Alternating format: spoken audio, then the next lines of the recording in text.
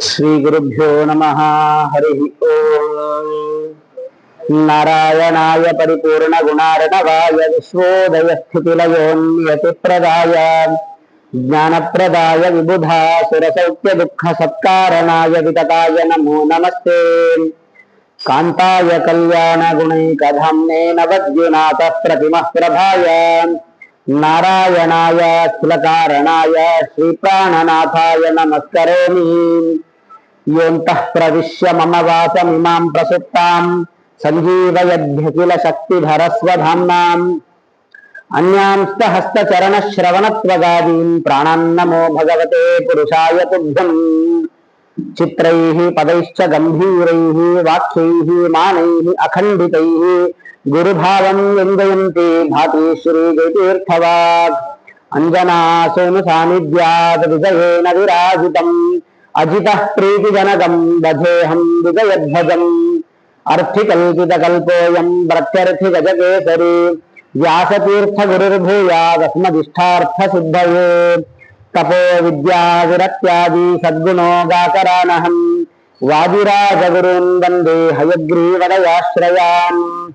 ಪೂಜ್ಯಾಯ ರಾಘವೇಂದ್ರಾಯ ಸತ್ಯಧರ್ಮರಥಾಯ ಚ ಭಜತಾಂ ಕಲ್ಪವೃಕ್ಷಾಯ ನಮತಾಂ ಕಾಮಧೇನವೇ. ತಪಸ್ವಾಧ್ಯಾಯ ಶುಶ್ರೂಷಾ ಕೃಷ್ಣ ಪೂಜಾರತಂ ಮುನಿಂ ವಿಶ್ವೇಶಂ ಇಷ್ಟದಂ ವಂದೇ ಪರಿವ್ರಾಟ್ ಚಕ್ರವರ್ತಿನಂ. ಅಸ್ಮದ್ಗುರು ಸಮಾರಂಭಾತ್ ಟೀಕಾ ಕೃತ್ಪಾದ ಮಧ್ಯಗಾನ್ ಶ್ರೀಮದಾಚಾರ್ಯ ಪರ್ಯಂತಂ ವಂದೇ ಗುರು ಪರಂಪರಾಂ. ಗುರುಭ್ಯೋ ನಮಃ. ಪ್ರಾರ್ಥನಾಂ ಸಮರ್ಪಯಾಮಿ.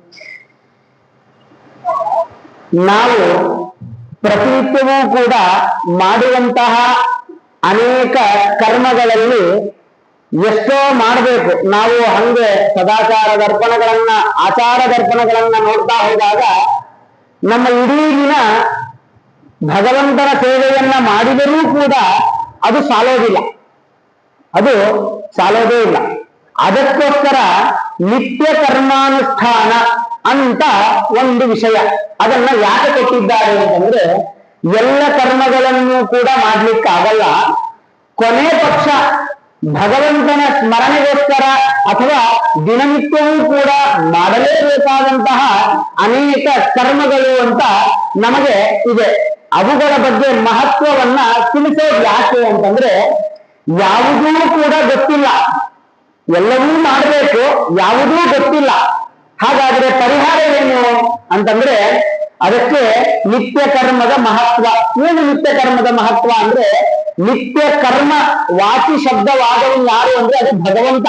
ಅಂದ್ರೆ ಸದಾ ಕಾಲ ಭಗವಂತನ ಸ್ಮರಣೆಯನ್ನ ಮಾಡಿದರೆ ನಮ್ಮ ಇಡೀ ದಿನದ ಕರ್ಮಗಳು ಮುಗಿದು ಹೋಗುತ್ತವೆ ಅಂತ. ಅದರಲ್ಲೂ ಕೂಡ ಪ್ರಧಾನವಾದದ್ದು ಅನೇಕ ಮಹತ್ವಗಳು ಇವತ್ತಿನ ದಿನ ನಾವು ಪ್ರಯತ್ನದಲ್ಲಿ ನೋಡೋಣ.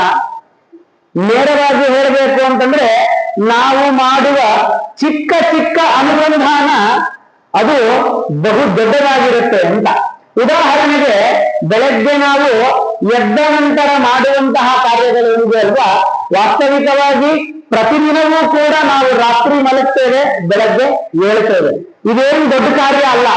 ಆದ್ರೆ ಅಲ್ಲಿಯೂ ಕೂಡ ಭಗವಂತನ ಸ್ಮರಣೆಯನ್ನ ಮಾಡಿದರೆ ಅದು ನಿತ್ಯ ಕರ್ಮದಲ್ಲಿ ಸೇರುತ್ತೆ ಅಂತ ಹೇಳಿ ದೈನಂದಿನ ಆಚರಣೆಯಲ್ಲಿ ಹೇಳ್ತಾರೆ. ಏನ್ ಹಂಗಂದ್ರೆ, ನಿತ್ಯ ಕರ್ಮದಲ್ಲಿ ಹೇಗೆ ಸೇರುತ್ತೆ ಅಂದ್ರೆ, ರಾತ್ರಿ ಮಲಗಿದಾಗ ನಾವು ಎರಡು ವಸ್ತುವಿನೊಟ್ಟಿಗೆ ನಾವು ಇರ್ತೇವೆ ಅಂತ. ಒಂದು ಸುಷುಪ್ತಿ, ಇನ್ನೊಂದು ಸುಷ್ಟಾವ್ಯ ಅಂತ. ಈ ಎರಡು ವಸ್ತುವಿನೊಟ್ಟಿಗೆ ನಾವಿರ್ತೀವಿ. ಏನ್ ಸುಷುಪ್ತಿ ಅಂತಂದ್ರೆ, ಅಂದ್ರೆ ರಾತ್ರಿ ಮಲಗಿದಾಗ ನಮಗೆ ಯಾವ ಕರ್ಮದ ಬಗ್ಗೆಯೂ ಗೊತ್ತಿರೋದಿಲ್ಲ, ಏನೂ ಗೊತ್ತಿರಲ್ಲ. ಸುಮ್ಮನೆ ಮಲಗಿರ್ತೇವೆ, ರಾತ್ರಿ ಏನೋ ಒಂದು ಕನಸು ಬೀಳುತ್ತೆ, ಬೆಳಗ್ಗೆ ಎದ್ದು ನೋಡ್ತೇವೆ, ಅದು ಆಗಿರೋದೆಲ್ಲ ಸುಳ್ಳು. ಇದು ಸುಷುಪ್ತಿ ಅಂತ ಕರೀತಾರೆ. ಅಂದ್ರೆ ಆಗಿರುವ ಕರ್ಮ ಎಲ್ಲವೂ ಕೂಡ ಸುಳ್ಳು. ಹಾಗಾದ್ರೆ ಸತ್ಯವಾದದ್ದೇನು ಅಂತಂದ್ರೆ, ಭಗವಂತನ ಸ್ಮರಣೆ, ಭಗವಂತನ ಜ್ಞಾನ.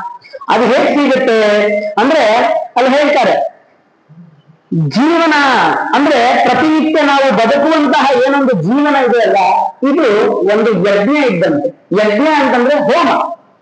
ಹೋಮವನ್ನ ಯಾವ ರೀತಿಯಾಗಿ ನಾವು ಯಾವ ದೇವರಿಗೆ ಸಮರ್ಪಣೆ ಮಾಡ್ತೇವೋ ಆ ದೇವತೆಗಳನ್ನ ಆವಾಹನೆ ಮಾಡಿ ಆ ದೇವರಿಗೆ ಆಹುತಿಯನ್ನ ಕೊಟ್ಟು ನಂತರ ಪೂರ್ಣಾಹುತಿಯನ್ನ ಕೊಡ್ತೇವೆ. ಪೂರ್ಣಾಹುತಿ ಯಾವ ಕಾರಣಕ್ಕೆ ಕೊಡ್ತೇವೆ?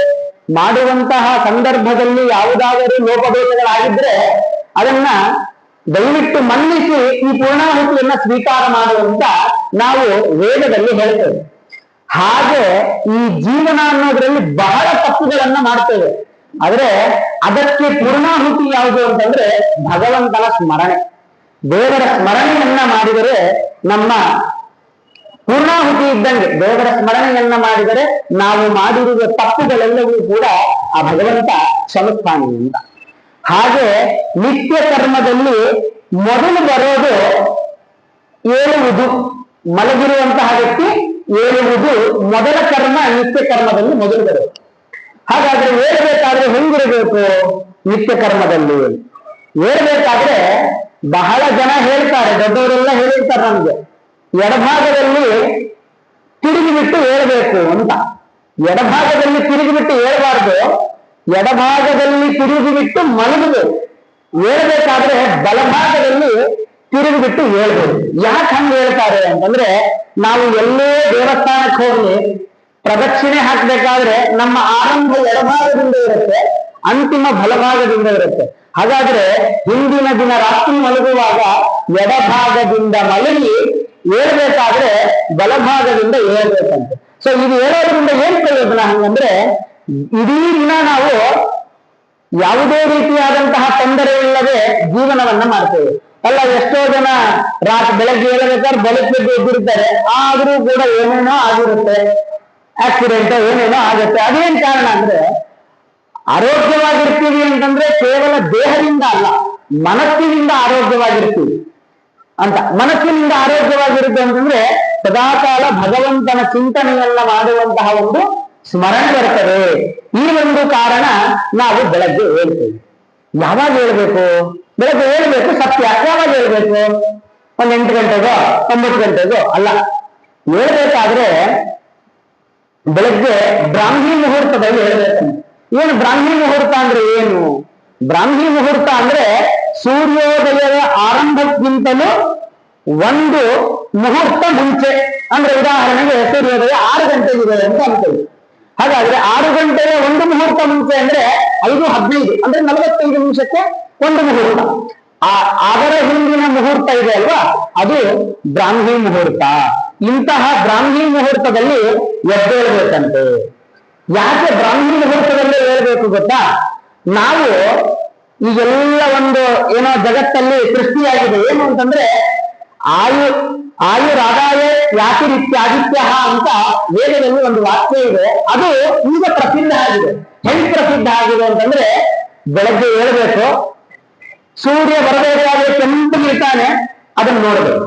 ಅಂದ್ರೆ ಸನ್ ರೈಸ್ ಅಂತ ಈಗಿನ ಆಡು ಭಾಷೆಯಲ್ಲಿ ಹೇಳ್ತಾರೆ ಅದನ್ನ. ಇನ್ನು ಸಂಜೆ 6 ಗಂಟೆ ಸುಮಾರು ಸೂರ್ಯ ಮುಳುಗ್ತಾ ಇರ್ತಾನೆ, ಅವಾಗಲೂ ಕೂಡ ಕೆಂಪಗಿರ್ತಾನೆ.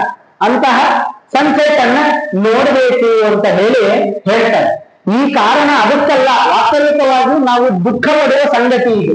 ಯಾಕೆ ಅಂದ್ರೆ ಸೂರ್ಯ ಬಂದು ಕೆಂಪಗಾಗಿ ಹೋಗುವಾಗ ಒಂದು ದಿನದ ಆಯಸ್ಸನ್ನ ಕಳೆದುಕೊಂಡಿರ್ತಾನೆ. ಇದು ಯಾರಿಗೂ ಕೂಡ ಕಾಣಿಸೋದಿಲ್ಲ. ಆದ್ರೆ ನಾವು ಮಾತ್ರ ಸೂರ್ಯ ಕೆಂಪಗಾಗಿರುವ ಸೂರ್ಯನನ್ನ ನೋಡಿ ಬಹಳ ಸಂತೋಷ ಪಡ್ತೇವೆ. ವಾಸ್ತವಿಕವಾಗಿ ಸೂರ್ಯ ಬರೋದು ಯಾಕೆ? ಅದೇ ವೇದವಾಕ್ಯ ಹೇಳುತ್ತೆ, ಆಯುರಾದಾಯ ಯಾತಿ ಇತಿ ಆದಿತ್ಯ. ಅಂದ್ರೆ ಆಯಸ್ಸನ್ನ ಕಸಿದುಕೊಂಡು ಹೋಗ್ಲಿಕ್ಕೆ ಸೂರ್ಯ ಬೆಳಗ್ಗೆ ಒಂದು ಸಂಜೆ ಹೋಗ್ತಾನೆ ಅಂತ ಈ ರೀತಿಯಾಗಿ ಹೇಳ್ತಾರೆ. ಅದಕ್ಕೋಸ್ಕರ ಸೂರ್ಯ ಒಂದು ದಿನ ಆಯಸ್ಸನ್ನ ಕದಿಬೇಕಾದ್ರೆ ದಿನವನ್ನ ವ್ಯರ್ಥ ಮಾಡಬೇಡ್ರಿ. ದಾಸರು ಅದನ್ನೇ ಹೇಳ್ತಾರೆ. ಏನಂತ? ಮಾನವ ಜನ್ಮ ದೊಡ್ಡದು, ಹಾಳು ಮಾಡಬೇಡಿ, ಹುಚ್ಚಪ್ಪಗಳಿಲ್ಲ ಅಂತ. ಯಾಕೆ ದಾಸರು ಆ ಮಾತು ಹೇಳ್ತಾರೆ ಅಂತಂದ್ರೆ, ಅತಿಯಾದ ಹೊರಗಿನ ಜೀವನವನ್ನ ನಾವು ಅನುಭವಿಸ್ತಾ ಇರ್ತೇವೆ.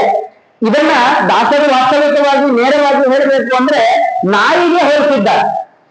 ಏನಪ್ಪ ನಾಯಿ ಹೆಂಗ್ ಹೋಲಿಸಿದ್ದಾರೆ ಅಂತಂದ್ರೆ, ನಾಯಿ ಕೂಡ ನಮ್ಮ ಹಾಗೆ, ಆದ್ರೆ ನಮ್ಗಿಂತ ಉತ್ತಮ ಅಂತ ನಾಯಿ. ಯಾಕೆ ಅಂದ್ರೆ ನಾಯಿಗೆ ಬೇಕಾಗಿರೋದು ಎರಡೇ, ಒಂದು ಊಟ, ಇನ್ನೊಂದು ಹೆಣ್ಣು.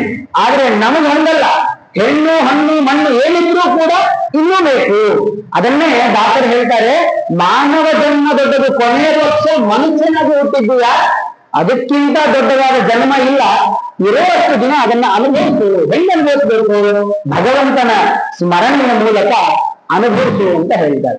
ಸರಿ, ಬ್ರಾಹ್ಮಿ ಮುಹೂರ್ತದಲ್ಲಿ ಏರ್ಬೇಕು ಅಂತ ಹೇಳಿದ್ರು. ಎದ್ದ ಮೇಲೆ ಏನ್ ಮಾಡ್ಬೇಕು? ಮೊದಲು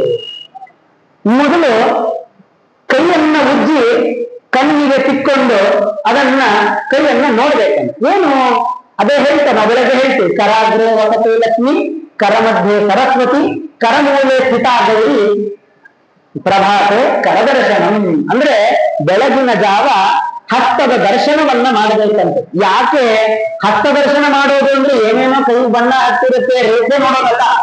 ಆ ಹಸ್ತವನ್ನು ನೋಡ್ಬೇಕಾದ್ರೂ ಕೂಡ ಸ್ಮರಣೆ, ಭಗವಂತನ ಸ್ಮರಣೆ ಇರಬೇಕು. ಅಂದ್ರೆ ಕರಾಗ್ರೆ ವಸತೆ ಲಕ್ಷ್ಮಿ, ಯಾವಾಗ್ಲೂ ಕೂಡ ದುಡ್ಡು ಅನ್ನೋದು ತುದಿಲಿರುತ್ತೆ, ಯಾವಾಗ ಬೇಕಾದ್ರೂ ಹೋಗ್ಬಿಡುತ್ತೆ. ಆದ್ರೆ ಹೋಗದಿರೋ ಹಾಗೆ ನೋಡ್ಕೋ ಅಂತ ಲಕ್ಷ್ಮೀ ದೇವಿ ನೋಡ್ಬೇಕಂತೆ. ಕರ ಮಧ್ಯೆ ಸರಸ್ವತಿ, ಸರಸ್ವತಿ ಅಂದ್ರೆ ವಿದ್ಯೆಯ ಅಭಿಮಾನಿ. ಆ ಅಭಿಮಾನಿ ದೇವತೆಯನ್ನ ವಿದ್ಯೆಯನ್ನ ಇಲ್ಲೇ ಉಳಿಯುವ ಹಾಗೆ ಮಾಡಿ ಅಂತ ಕೇಳ್ಕೊಳ್ಬೇಕಂತೆ. ಕರಮೂಲೆ ಸ್ಥಿತಾ ಗೌರಿ, ಗೌರಿ ಅಂದ್ರೆ ಪಾರ್ವತಿ ದೇವಿ.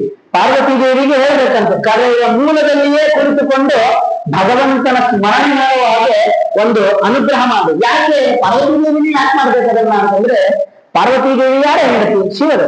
ರುದ್ರದೇವರ ಹೆಂಡತಿ. ರುದ್ರ ಯಾರು? ಮನೋಭಿಮಾನಿ. ಮನೋಭಿಮಾನಿಯಾಗಿರುವಂತಹ ರುದ್ರದೇವರ ಪತ್ನಿಯಾಗಿರುವಂತಹ ಪಾರ್ವತಿ ದೇವಿಯನ್ನು ಬೆಳ್ಕೊಳ್ಬೇಕಂತೆ. ಭಗವಂತನ ಸ್ಮರಣೆ ಬಿಟ್ಟು ಬೇರೆ ಯಾವ ಸ್ಮರಣೆಯೂ ಕೂಡ ಬರದೇ ಇರೋ ಹಾಗೆ ನೋಡ್ಕೋ ಅಂತ ಹೇಳಿ. ಸರಿ, ಎದ್ವಿ, ಹಸ್ತ ದರ್ಶನ ಆಯ್ತು. ನಂತರ ಏನ್ ಮಾಡ್ಬೇಕು? ನಂತರ ಏನ್ ಮಾಡ್ಬೇಕು ಅಂದ್ರೆ, ಮೊದಲು ಭೂಮಿ ತಾಯಿಯನ್ನು ಪ್ರಾರ್ಥನೆ ಮಾಡ್ಕೊಳ್ಬೇಕು. ಏನಂತ? ಪಾದಸ್ಪರ್ಶಂ ಕ್ಷಮಸ್ವಮಿ, ದಯವಿಟ್ಟು ಭೂತಾಯಿ ನನ್ನನ್ನ ಕ್ಷಮಿಸು. ಯಾಕೆ? ಇಡೀ ದಿನ ನಿನ್ನನ್ನ ತಿಳಿದುಕೊಂಡು ಅಡ್ಡಾಡ್ತೀನಿ ನಾನು, ಇಡೀ ದಿನ ನಿನ್ನನ್ನ ತಿಳಿದುಕೊಂಡು ಅಡ್ಡಾಡ್ತೀನಿ, ಅದಕ್ಕೋಸ್ಕರ ದಯವಿಟ್ಟು ನನ್ನನ್ನ ಕ್ಷಮಿಸು ಅಂತ ಹೇಳಿ ಆ ಭೂತಾಯಿಗೆ ಕೇಳ್ಕೊಳ್ಬೇಕಂತೆ. ಯಾಕೆ ಭೂತಾಯಿಗೆ ಕೇಳ್ಕೊಳ್ಬೇಕು ಅಂದ್ರೆ, ನಾನು ಗುರುಗಳು ಯಾವಾಗ್ಲೂ ಹೇಳ್ತಾ ಇರ್ತಾರೆ ಏನಂದ್ರೆ, ಇಡೀ ಪ್ರಪಂಚ ಅನ್ನೋದು ಒಂದು ಅರಮನೆ ಅಂತಾದ್ರೆ, ಆ ಅರಮನೆಯಲ್ಲಿ ದೇವರ ಮನೆ ಯಾವುದು ಅಂದ್ರೆ ಅದು ಭಾರತ. ಉಳಿದೆಲ್ಲವೂ ಕೂಡ ನಾವು ವಾಸ್ತವಿಕವಾಗಿ ಆಡು ಭಾಷೆಯಲ್ಲೂ ಕೂಡ ಹೇಳ್ತೇವೆ ಅದನ್ನ. ಏನಂತ? ಉಳಿದದ್ದೆಲ್ಲ ಭೋಗಭೂಮಿ, ಭಾರತ ದೇಶ ಮಾತ್ರ ಕರ್ಮಭೂಮಿ ಅಂತ ಹೇಳ್ತೀವಿ. ಯಾಕೆ? ಉಳಿದೆಲ್ಲ ದೇಶಗಳಿಗೂ ಕೂಡ ಬರೀ ಭೋಗಿಸುವುದಕ್ಕೋಸ್ಕರ ಒಂದು ಪ್ರಪಂಚವನ್ನ ಅರಮನೆಯನ್ನಾಗಿ ಸ್ವೀಕಾರ ಮಾಡಿದ್ರೆ, ಅಲ್ಲಿ ಒಂದು ಮನೆಯಲ್ಲಿ ಇರಬೇಕಾದಂತಹ ಹಾಲ್ ಇರುತ್ತೆ, ಅಡಿಗೆ ಮನೆ ಇರುತ್ತೆ, ಇನ್ನೊಂದು ರೂಮ್ ಇರುತ್ತೆ, ಶಯನದ ರೂಮ್ ಇರುತ್ತೆ, ಇವೆಲ್ಲವೂ ಇರುತ್ತೆ. ಇವೆಲ್ಲ ಭೋಗ ಭೂಮಿಗಳು, ಅನುಭವಗಳು ಮಾತ್ರ. ಆದ್ರೆ ಈ ಭಾರತ ಭೂಮಿ ಇದೆಯಲ್ಲ, ಇದು ದೇವರ ಮನೆ ಇದ್ದ ಹಾಗೆ. ಇಲ್ಲಿ ಬಂದು ಸದಾಕಾಲ ಭಗವಂತನ ಸ್ಮರಣೆಯನ್ನ ಮಾಡಬೇಕು ಅನ್ನೋದನ್ನ ನಮ್ಮ ಗುರುಗಳು ಯಾವಾಗಲೂ ಹೇಳ್ತಾ ಇರ್ತಾರೆ. ಆ ಒಂದು ಕಾರಣವನ್ನ ಇಟ್ಟುಕೊಂಡು ಸದಾಕಾಲ, ಅಂದ್ರೆ ಭಾರತ ದೇಶದಲ್ಲಿ ಹುಟ್ಟಿರುವ ನಾವು ಸದಾಕಾಲ ಸುಂದರವಾಗಿರುವಂತಹ ಕರ್ಮಗಳನ್ನ ಮಾಡುವುದರ ಮೂಲಕ ದೇವರ ಮನೆಯನ್ನಾಗಿಯೇ ಇದನ್ನ ಉಳಿಸಬೇಕು ಅಂತ ಹೇಳಿ ಹೇಳ್ತಾರೆ. ಇನ್ನು ನಂತರದ ಕಾರ್ಯ ಶೌಚಾಚರಣೆ.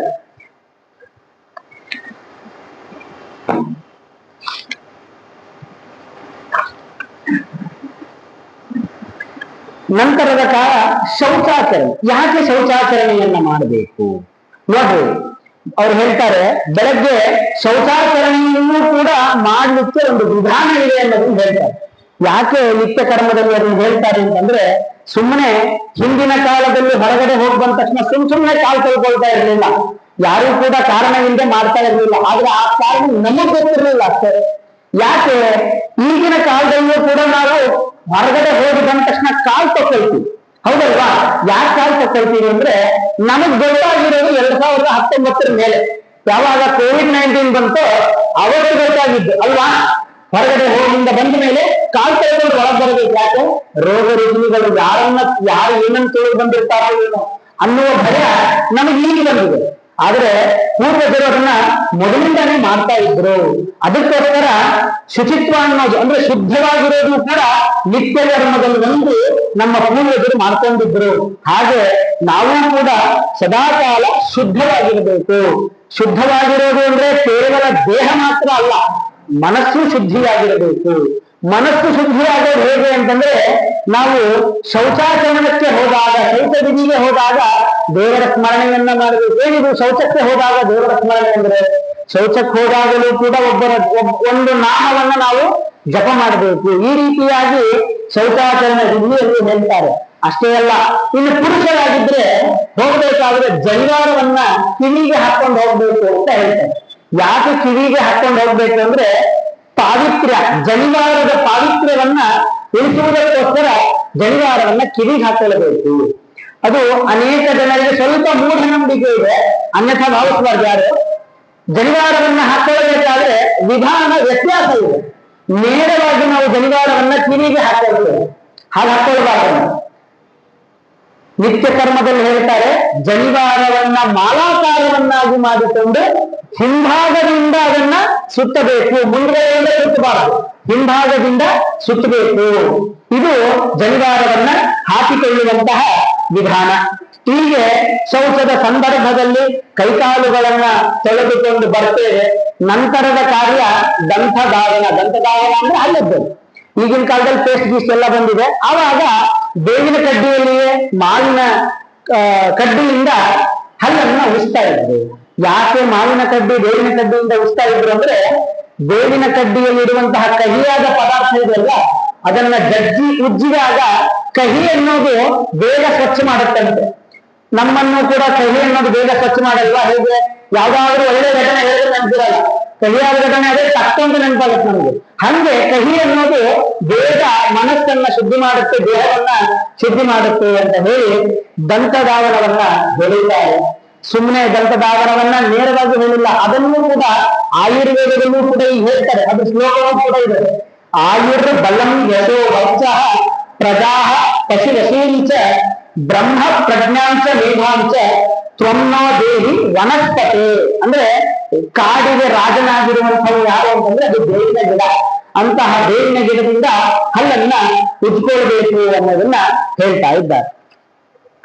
ಆಯ್ತು, ಸರಿ. ಇನ್ನು ನಂತರ ಸ್ನಾನಗಳನ್ನ ಇವೆಲ್ಲವನ್ನ ಮಾಡ್ತೀವಿ. ಶೌಚಾಚರಣೆಯ ಬಗ್ಗೆ ಹೇಳಿದ್ದೆ. ಶೌಚಾಚರಣೆಯಿಂದ ಹೋಗಿ ಬಂದ ಮೇಲೆ ಒಂದು ವೇಳೆ ಕಾಲನ್ನ ತೆಗೆದುಕೊಳ್ಳದೇ ಇದ್ರೆ ಕಾಲನ್ನ ತೆಗೆದುಕೊಳ್ಬೇಕು ಅಂತ ಹೇಳ್ತಾರೆ. ಕೈ ಕಾಲುಗಳನ್ನು ಸ್ವಚ್ಛವಾಗಿ ಮಾಡಬೇಕು ಅನ್ನೋದು ನಿತ್ಯ ಕರ್ಮ. ಅದನ್ನ ಮಾಡದೆ ಹೋದ್ರೆ ಏನಾಗುತ್ತೆ? ಕಲಿ ಅನ್ನೋನು ಬೇಗ ಆವೇಶ ಆಗ್ತಾನಂತೆ. ಕಲಿಯುಗದಲ್ಲಿ ಎಲ್ಲರಲ್ಲೂ ಕೂಡ ಆವೇಶ ಆಗಿರ್ತಾನೆ. ಆದ್ರೆ ಆವೇಶ ಆಗಿದ್ರು ಕೂಡ ಅವನಲ್ಲಿ ಕೆಟ್ಟ ಕೆಲಸ ಮಾಡುವ ಶಕ್ತಿ ಯಾವಾಗ ಬರುತ್ತೆ ಅಂದ್ರೆ, ನಾವು ಮಾಡಿರುವ ದುಷ್ಕರ್ಮಗಳಿಂದಾಗಿ. ಹೊರತು ಕಲಿಯನ್ನ ನಮ್ಮಲ್ಲಿ ಕುಳಿತುಕೊಂಡು ಯಾವ ಕೆಟ್ಟ ಕರ್ಮವನ್ನು ಮಾಡಲಿಕ್ಕಾಗಲ್ಲ. ಯಾವಾಗ ಮಾಡುತ್ತಾನೆ ಅಂತಂದ್ರೆ ನಮ್ಮಲ್ಲಿರುವ ದುಷ್ಕರ್ಮಗಳು ಕಂಡಾಗ ಮಾತ್ರ. ಇದಕ್ಕೆ ಒಂದು ಕಥೆ ಇದೆ, ನಲ ಮಹಾರಾಜನ ಕಥೆ ಕೇಳಿರಬಹುದು.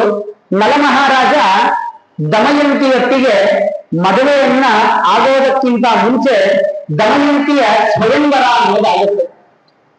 ಭೂಲೋಕದಿಂದ ಹೋದವನು ನಲ ಮಹಾರಾಜ ಮಾತ್ರ. ಉಳಿದವರೆಲ್ಲ ದೇವಲೋಕದಿಂದ ಬಂದವರು. ಇಂದ್ರ ಮೊದಲಾದಂತಹ ಎಲ್ಲ ದೇವತೆಗಳು ಬಂದಿರ್ತಾರೆ. ಆದ್ರೆ ದಮಯಂತಿಗೆ ನಲನಲ್ಲಿ ಏನು ಸ್ವಾರಸ್ಯ ಕಾಣುತ್ತೋ ಗೊತ್ತಿಲ್ಲ, ನಲನಿಗೆ ಹಾರವನ್ನ ಹಾಕ್ತಾಳೆ. ಹಾರವನ್ನ ಹಾಕಿದಾಗ ಎಲ್ಲ ದೇವತೆಗಳು ಕೂಡ ಆಗಲಿ ಅವನನ್ನೇ ಬರೆದಿದ್ದಾಳೆ ಅಂತ ಹೇಳಿ ಆಶೀರ್ವಾದವನ್ನ ಮಾಡಿ ಹೊರಗೆ ಹೋಗ್ತಾರಂತೆ. ಆದ್ರೆ ಆಗದೇ ಇರುವ ಇಬ್ಬರು ವ್ಯಕ್ತಿಗಳು ಇರ್ತಾರಂತೆ. ಅದು ಒಂದು ಕಲಿ, ಇನ್ನೊಂದು ದ್ವಾಪರ ಅಂತ. ಅದನ್ನ ನಾವು ಯುಗಗಳ ಹೆಸರಲ್ಲಿ ಇಟ್ಟುಕೊಂಡು ಕರೀತೇವೆ. ಆ ಕಲಿಗೆ ಬೇಸರ ಆಗುತ್ತಂತೆ. ಅಲ್ಲ, ಇಷ್ಟು ಜನ ದೇವತೆಗಳಿರಬೇಕಾದ್ರೆ ಹೋಗಿ ಅವಳು ಮನುಷ್ಯ ರೂಪಿಯಾಗಿರುವಂತಹ ವ್ಯಕ್ತಿಗೆ ಹಾರವನ್ನ ಹಾಕಿದ್ಲಲ್ಲ, ಅದಕ್ಕೋಸ್ಕರ ಏನಾದರೂ ಕಷ್ಟವನ್ನ ತೆಗೆಯಬೇಕು ಅಂತ ಕಲಿ ಅನ್ಕೊಳ್ತಾನಂತೆ. ಯಾಕೆ? ಜೀವನದಲ್ಲಿ ಒಂದು ಸೈಕಲ್ ಅನ್ನೋದು ತುಂಬಾ ಉತ್ತಮ. ಯಾವುದೇ ಅಂದ್ರೆ ಸುಖಸ್ಯಾನಂತರಂ ದುಃಖಂ, ದುಃಖಸ್ಯಾನಂತರಂ ಸುಖಂ. ಮೊದಲು ಸುಖ ಬಂದ್ರೆ ನಂತರ ದುಃಖ ಬಂದೇ ಬರುತ್ತೆ, ದುಃಖದ ನಂತರ ಮತ್ತೆ ಸುಖ ಬಂದೇ ಬರುತ್ತೆ. ಇದು ಕಾಲಚಕ್ರದ ನಿಯಮ. ಇದನ್ನ ಇಟ್ಟುಕೊಂಡು ಕಲಿ ಅವಳು ಇಷ್ಟು ಸಂತೋಷವಾಗಿದ್ದಾಳಲ್ಲ, ಇವಳಿಗೆ ದುಃಖ ಏನಾದ್ರೂ ನಾನು ಭರಿಸಲೇಬೇಕು. ಯಾಕೆ ಸುಖವಾಗಿದ್ದಾಳೆ? ತಾನು ಏನು ಅನ್ಕೊಂಡಿದ್ಯೋ ಅಂತಹ ವ್ಯಕ್ತಿ ನಲ ಮಹಾರಾಜ ಸಿಕ್ಕಿದ್ದಾನೆ. ಅದಕ್ಕೋಸ್ಕರ ಸಂತೋಷವಾಗಿದ್ದಾಳಲ್ಲ. ಹಾಗಾದ್ರೆ ನಾವೇನ್ ಮಾಡ್ಬೇಕು ಈಗ? ನಲನನ್ನ ವ್ಯತ್ಯಾಸ ಮಾಡ್ಬೇಕು. ವ್ಯತ್ಯಾಸ ಮಾಡೋದು ಅಂದ್ರೆ ನಲನನ್ನ ಚೇಂಜ್ ಮಾಡ್ಬೇಕು. ಅವನು ಒಳ್ಳೆ ಮನುಷ್ಯ ಇದ್ದವನನ್ನ ಕೆಟ್ಟ ಮನುಷ್ಯನನ್ನಾಗಿ ಮಾಡಬೇಕು ಅಂತ ಹೇಳಿ ಕಲಿ ಆಲೋಚನೆ ಮಾಡಿ ದ್ವಾಪರನ ಹತ್ತಿರ ಹೇಳ್ತಾನಂತೆ. ದ್ವಾಪರ ಹೆಂಗೆ ಅಂದ್ರೆ ಕಲಿ ಹೇಳಿದ್ರೆ ಏನು ಕೆಲಸ ಬೇಕಾದ್ರೂ ಮಾಡೋದು. ಕಲಿ ಹೇಳಿದ್ರೆ ಯಾವ ಕೆಲಸ ಆಗಿದ್ರು ಕೂಡ ಮಾಡಿಬಿಡ್ತಾನೆ. ಸರಿ, ಹಾಗೆ ಆಗಲಿ ಅಂತ ಕಲಿ ಹೋಗಿ ಹೆಂಗಾದ್ರೂ ಮಾಡಿ ಕಲಿ ನಲನನ್ನ ವ್ಯತ್ಯಾಸ ಮಾಡಬೇಕು ಅಂತ ಹೇಳ್ದ. ಸರಿ, ಹೀಗೆ ಹೇಳಿದ ಮೇಲೆ ಇನ್ನೇನ್ ಮಾಡ್ಬೇಕು? ದ್ವಾಪರ ಬರ್ತಾನೆ. ಬಂದ್ಬಿಟ್ಟು ಅವನ ಸ್ನೇಹಿತ ಪುಷ್ಕರ ಅಂತ ಇರ್ತಾನೆ. ನಲನ ಸ್ನೇಹಿತ ಪುಷ್ಕರ ಅಂತ ಇರ್ತಾನೆ. ಅವನ ದೇಹದಲ್ಲಿ ಸೇರ್ಕೊಂಡು ಹಾಗಾದ್ರೆ ಪಗಡೆ ಆಟ ಆಡೋಣ ಬಾ ಅಂತ ಕರೀತಾನಂತೆ. ಪಗಡೆ ಆಟ ಅಂತಂದ್ರೆ ಅದು ಜೂಟ ಕ್ರೀಡೆ. ಜೂಟ ಕ್ರೀಡೆ ಅಂದ್ರೆ ಏನಾದರೂ ಒತ್ತೆ ಇಟ್ಟೆ ಆಟ ಆಡ್ಬೇಕು. ಇಂತಹ ಗೋಜಿಗೆ ಬೀಳುತ್ತಾನಂತೆ. ಆದ್ರೆ ನಲ ಮಹಾರಾಜ ಬಹಳ ಬುದ್ಧಿವಂತ. ಅವನು ಸದಾಕಾಲ ಸದ್ಧರ್ಮವನ್ನ ಮಾಡುವಂತಹ ವ್ಯಕ್ತಿ. ಅವನು ಯಾವುದೇ ರೀತಿಯಾದಂತಹ ಇಲ್ಲಪ್ಪ ನಾನು ಜೂಟ ಕ್ರೀಡೆಯನ್ನು ಆಡೋದಿಲ್ಲ ಅಂತ ಹೇಳ್ತಾನೆ. ಸರಿ ಆಯ್ತು, ಎಷ್ಟು ಹೊತ್ತಾಯ್ತು, ಬರೋದೇ ಇಲ್ಲ ಅಂತ ಕೂತ್ಕೊಂಡಿರೋ ವ್ಯಕ್ತಿ ಸಡನ್ ಆಗಿ ಬರ್ತಾನೆ. ಸರಿ ಆಡೋಣ ಬಾ ಅಂತ ಕರೀತಾನಂತೆ. ಏನ್ ಹಿಂಗೆ ಕರೆದ ಅವನು? ಆಡೋಣ ಬಾ ಅಂತ ಕರೆದ. ಸರಿ, ಇವ್ರಿಗೂ ದ್ವಾಪರನಿಗೂ ಕೂಡ ಅದೇ ಬೇಕಾಗಿತ್ತು. ಸರಿ ಆಯ್ತು ಅಂತ ಜೂಟ ಕ್ರೀಡೆ ಪ್ರಾರಂಭ ಮಾಡಿದ್ರೆ ಸೋತು ಬಿಟ್ಟ ನಲ. ಎಲ್ಲ ಸೋತು ಬಿಟ್ಟ. ಆಡಂದ ಎಲ್ಲ ಇರುವ ವಜ್ರ ವೈಡೂರ್ಯಗಳೆಲ್ಲವನ್ನ ಸೋತು ಬಿಟ್ಟ. ಸೋತ ಮೇಲೆ ದಮಯಂತಿಯ ಮೈ ಮೇಲಿರುವ ಬಟ್ಟೆ, ತನ್ನ ಮೈ ಮೇಲಿರುವ ಬಟ್ಟೆ ಎರಡೇ ಅವನ ಹತ್ರ ಉಳಿದಿದ್ದು. ಉಳಿದಿದ್ದೆಲ್ಲವನ್ನೂ ಸೋತು ಬಿಟ್ಟ. ನಂತರ ಹೆಂಡತಿಯನ್ನ ಕರ್ಕೊಂಡು ಕಾಡಿಗೆ ಹೊರಟು ಹೋದ. ಸರಿ, ಆ ಸಂದರ್ಭದಲ್ಲಿ ನಳನ ಮೈ ಮೇಲಿರುವ ಬಟ್ಟೆಯನ್ನು ಕೂಡ ಕಲಿ ಕದ್ದು ಬಿಡ್ತಾನಂತೆ. ಆಯ್ತು, ಇನ್ನು ನಲನಿಗೆ ಗೊತ್ತಾಯ್ತು ಇನ್ನೇನು ಉಳಿಸಲ್ಲ ಇವರು ಅಂತ ಗೊತ್ತಾಯ್ತು. ದಮಯಂತಿಗೆ ಬೇಡ್ಕೊಳ್ತಾನೆ, ದಯವಿಟ್ಟು ಹೊರಟು ಬಿಡು ನಿನ್ ಮನೆಗೆ, ನೀನು ಎಂಥ ಭೀಮನ ಮಗಳು, ನೀನು ದಯವಿಟ್ಟು ಹೊರಟು ಬಿಡು, ನೀನು ನನ್ನ ಜೊತೆ ಇದ್ರೆ ಕಷ್ಟ ಅನುಭವಿಸಬೇಕಾಗತ್ತೆ, ಹೊರಟು ಬಿಡು ಅಂತ ಕೇಳಿದಾಗ ದಮಯಂತಿ ಹೇಳುವಂತಹ ಮಾತು, ಸುಖವಾಗಿದ್ದಾಗ ಮಾತ್ರ ಗಂಡನ ಜೊತೆ ವಾಸ ಮಾಡೋದಲ್ಲ, ದುಃಖದ ಸಂದರ್ಭದಲ್ಲೂ ಕೂಡ ಗಂಡನ ಜೊತೆ ವಾಸ ಮಾಡುವುದು ಮಾತ್ರ ಅರ್ಧಾಂಗಿ, ಉಳಿದವರು ಅಲ್ಲ ಅಂತ ಹೇಳಿ ಆ ಒಂದು ಮಾತನ್ನ ಹೇಳಿ ನಾನು ನಿನ್ನ ಜೊತೆನೇ ಉಳಿತೀನಿ ಅಂತ ಕುಳಿತುಕೊಳ್ತಾರಂತೆ. ನಂತರ ಕಲಿಯ ಆವೇಶ ಹೆಚ್ಚಾಗುತ್ತಂತೆ ನಲನಲ್ಲಿ. ಕಲಿಯ ಆವೇಶ ಹೆಚ್ಚಾಗಿ ಇನ್ನೇನು ಕಾಡಿನಲ್ಲಿ ಹೋಗ್ತಾ ಇರಬೇಕಾದ್ರೆ ಕಾಣೆ ಆಗ್ಬಿಡ್ತಾನಂತೆ. ದಮಯಂತಿಗೆ ಗಾಬರಿ ಆಗುತ್ತೆ. ದಮಯಂತಿ ಭಗವಂತನ ಹತ್ರ ಕೇಳ್ಕೊಳ್ತಾಳಂತೆ, ಏನು ಅಂತ, ನಾನು ಆರಾಮಾಗಿ ನನ್ನ ಮನೆಗೆ ಹೋಗ್ಬೇಕು ಹಂಗ್ ಕೇಳ್ಕೊಳ್ಳಿಲ್ಲ ಅಂತ ಹೇಳಿ, ಎಲ್ಲಾದರೂ ನಳ ಇದ್ರೆ ದಯವಿಟ್ಟು ಅವನು ಆರಾಮಾಗಿರೋ ಹಾಗೆ ಮಾಡು ಅಂತ ಬೇಡ್ಕೊಂಡಂತೆ. ಅಂತಹ ಸಾಧ್ವಿ ದಮಯಂತಿ. ಯಾಕೆ ಅವಳು ಅಷ್ಟು ಸಾಧ್ವಿ ಅನ್ನೋದು ಮುಂದೆ ಗೊತ್ತಾಗ.